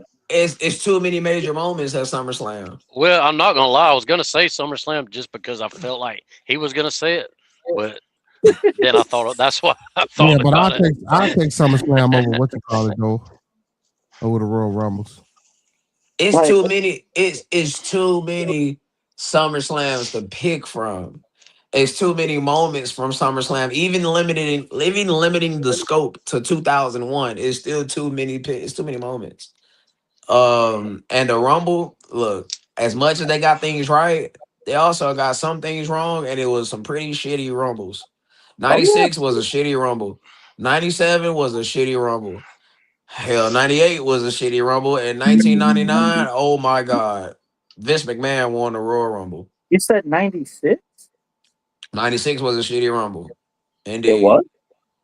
Indeed. Indeed. That isn't that the one where Stone Cold got eliminated, but then apparently they didn't see it, so they did No, the that'd have been final four? 97. That'd have been 97. 97. 96, Shawn Michaels won the Royal Rumble. 'Cause remember, he won back to back 95, 96. 96 was But in San Antonio, wasn't it? that was 97. Because the Okay, main event was Shawn Michaels and I was Sid. I was at that Rumble. Or Yeah, that Austin yeah. won that one. I was at that one.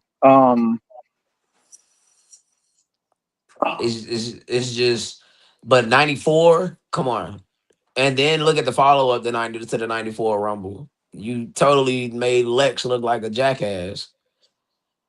Now 95, Now meh. don't get, now don't get me wrong. The 94. What wasn't it? 1994 where Lex won by count out and then celebrated like he won the title. You Wasn't that made Je- you SummerSlam? made you made Lex look like a jackass.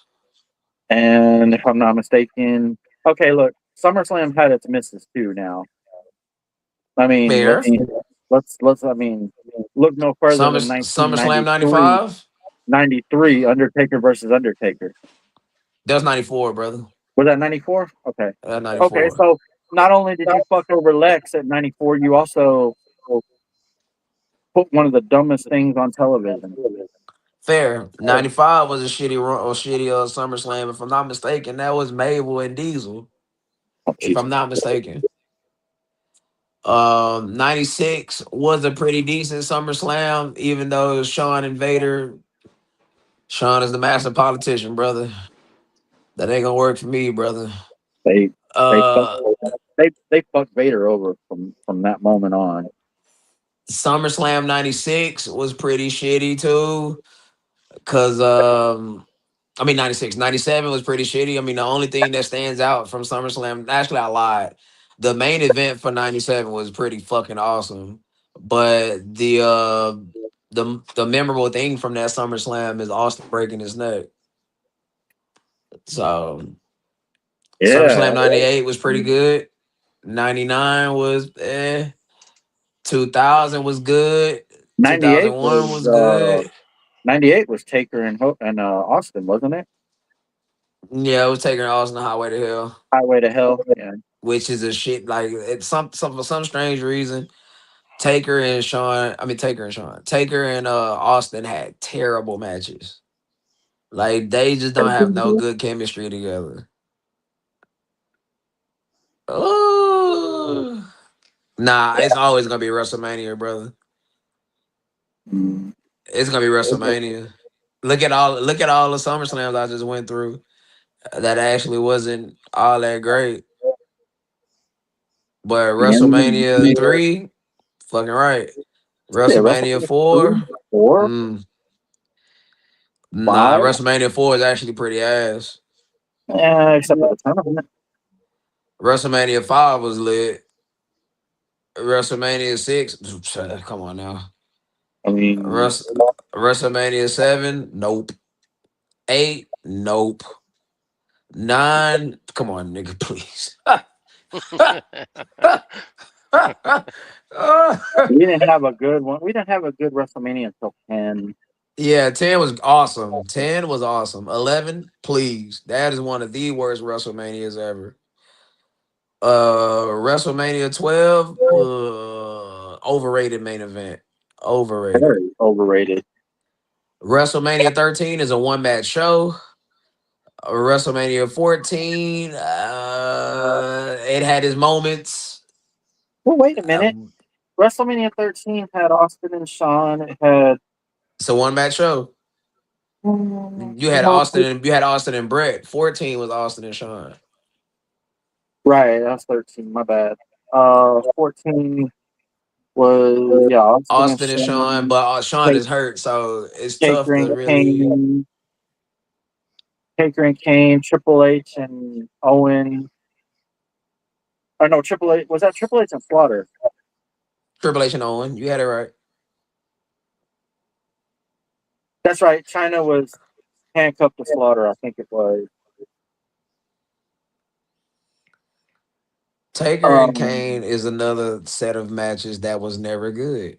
The story was no, definitely better Story than the was way better than matches. the matches. Yeah, Facts. Oh well, we a gonna get lot there, of Fambo. people, a lot of people talk about WrestleMania 17 as their favorite. I mean, it was probably one of the better parts, top to bottom. WrestleMania 15, one match show. Let us not forget the big boss man hanging from the Hell in the Cell. WrestleMania 2000 is one of the shittiest WrestleManias they've ever done. McMahon in every corner. That's all I'm saying. Wow, that was so bad. Uh, WrestleMania 17, goaded. WrestleMania 18, good. WrestleMania 19, good. WrestleMania 20, good. WrestleMania 21, good. See, they went on a stretch. They went on a run. 17 to 21 are great WrestleManias. Every single one of them. Yeah, I mean, Minus the main event for 18. But other than that, yeah, they were great. They were great WrestleManias. But, oh, you get the oh, drift, though. so I mean, if you compare WrestleMania to SummerSlam, there's no Yeah, comparison. it's WrestleMania by a landslide. Landslide. Shit, nowadays it'll be a better comparison if we went modern times. Well, hey, 3 hours, 18 minutes, man. And we had an emergency run in from my boy West. And we was all on camera at the same time. Hey, Yeah. Hey, I mean, yes, sir. We did it, man. But look, y'all, we are trying to get to 100 subscribers by August 4th. Now, obviously, we're not trying to stop at 100, but we just trying to reach that goal so we can have 100 subs by the anniversary show, August 4th, y'all. We trying to do it. We trying to be in the building. We trying to represent, man. Let's do your two, most of the times three, sometimes four favorite heels, the ultimate favorite, cuz we at 99. Come on, y'all. One more sub, cuz. One more sub. Let's get active. I don't care if you gotta go create a Google page just to come sub. Oh well, it counts. 100 subs, y'all. and Hey, it's like Mike. less than a month. Hey, when you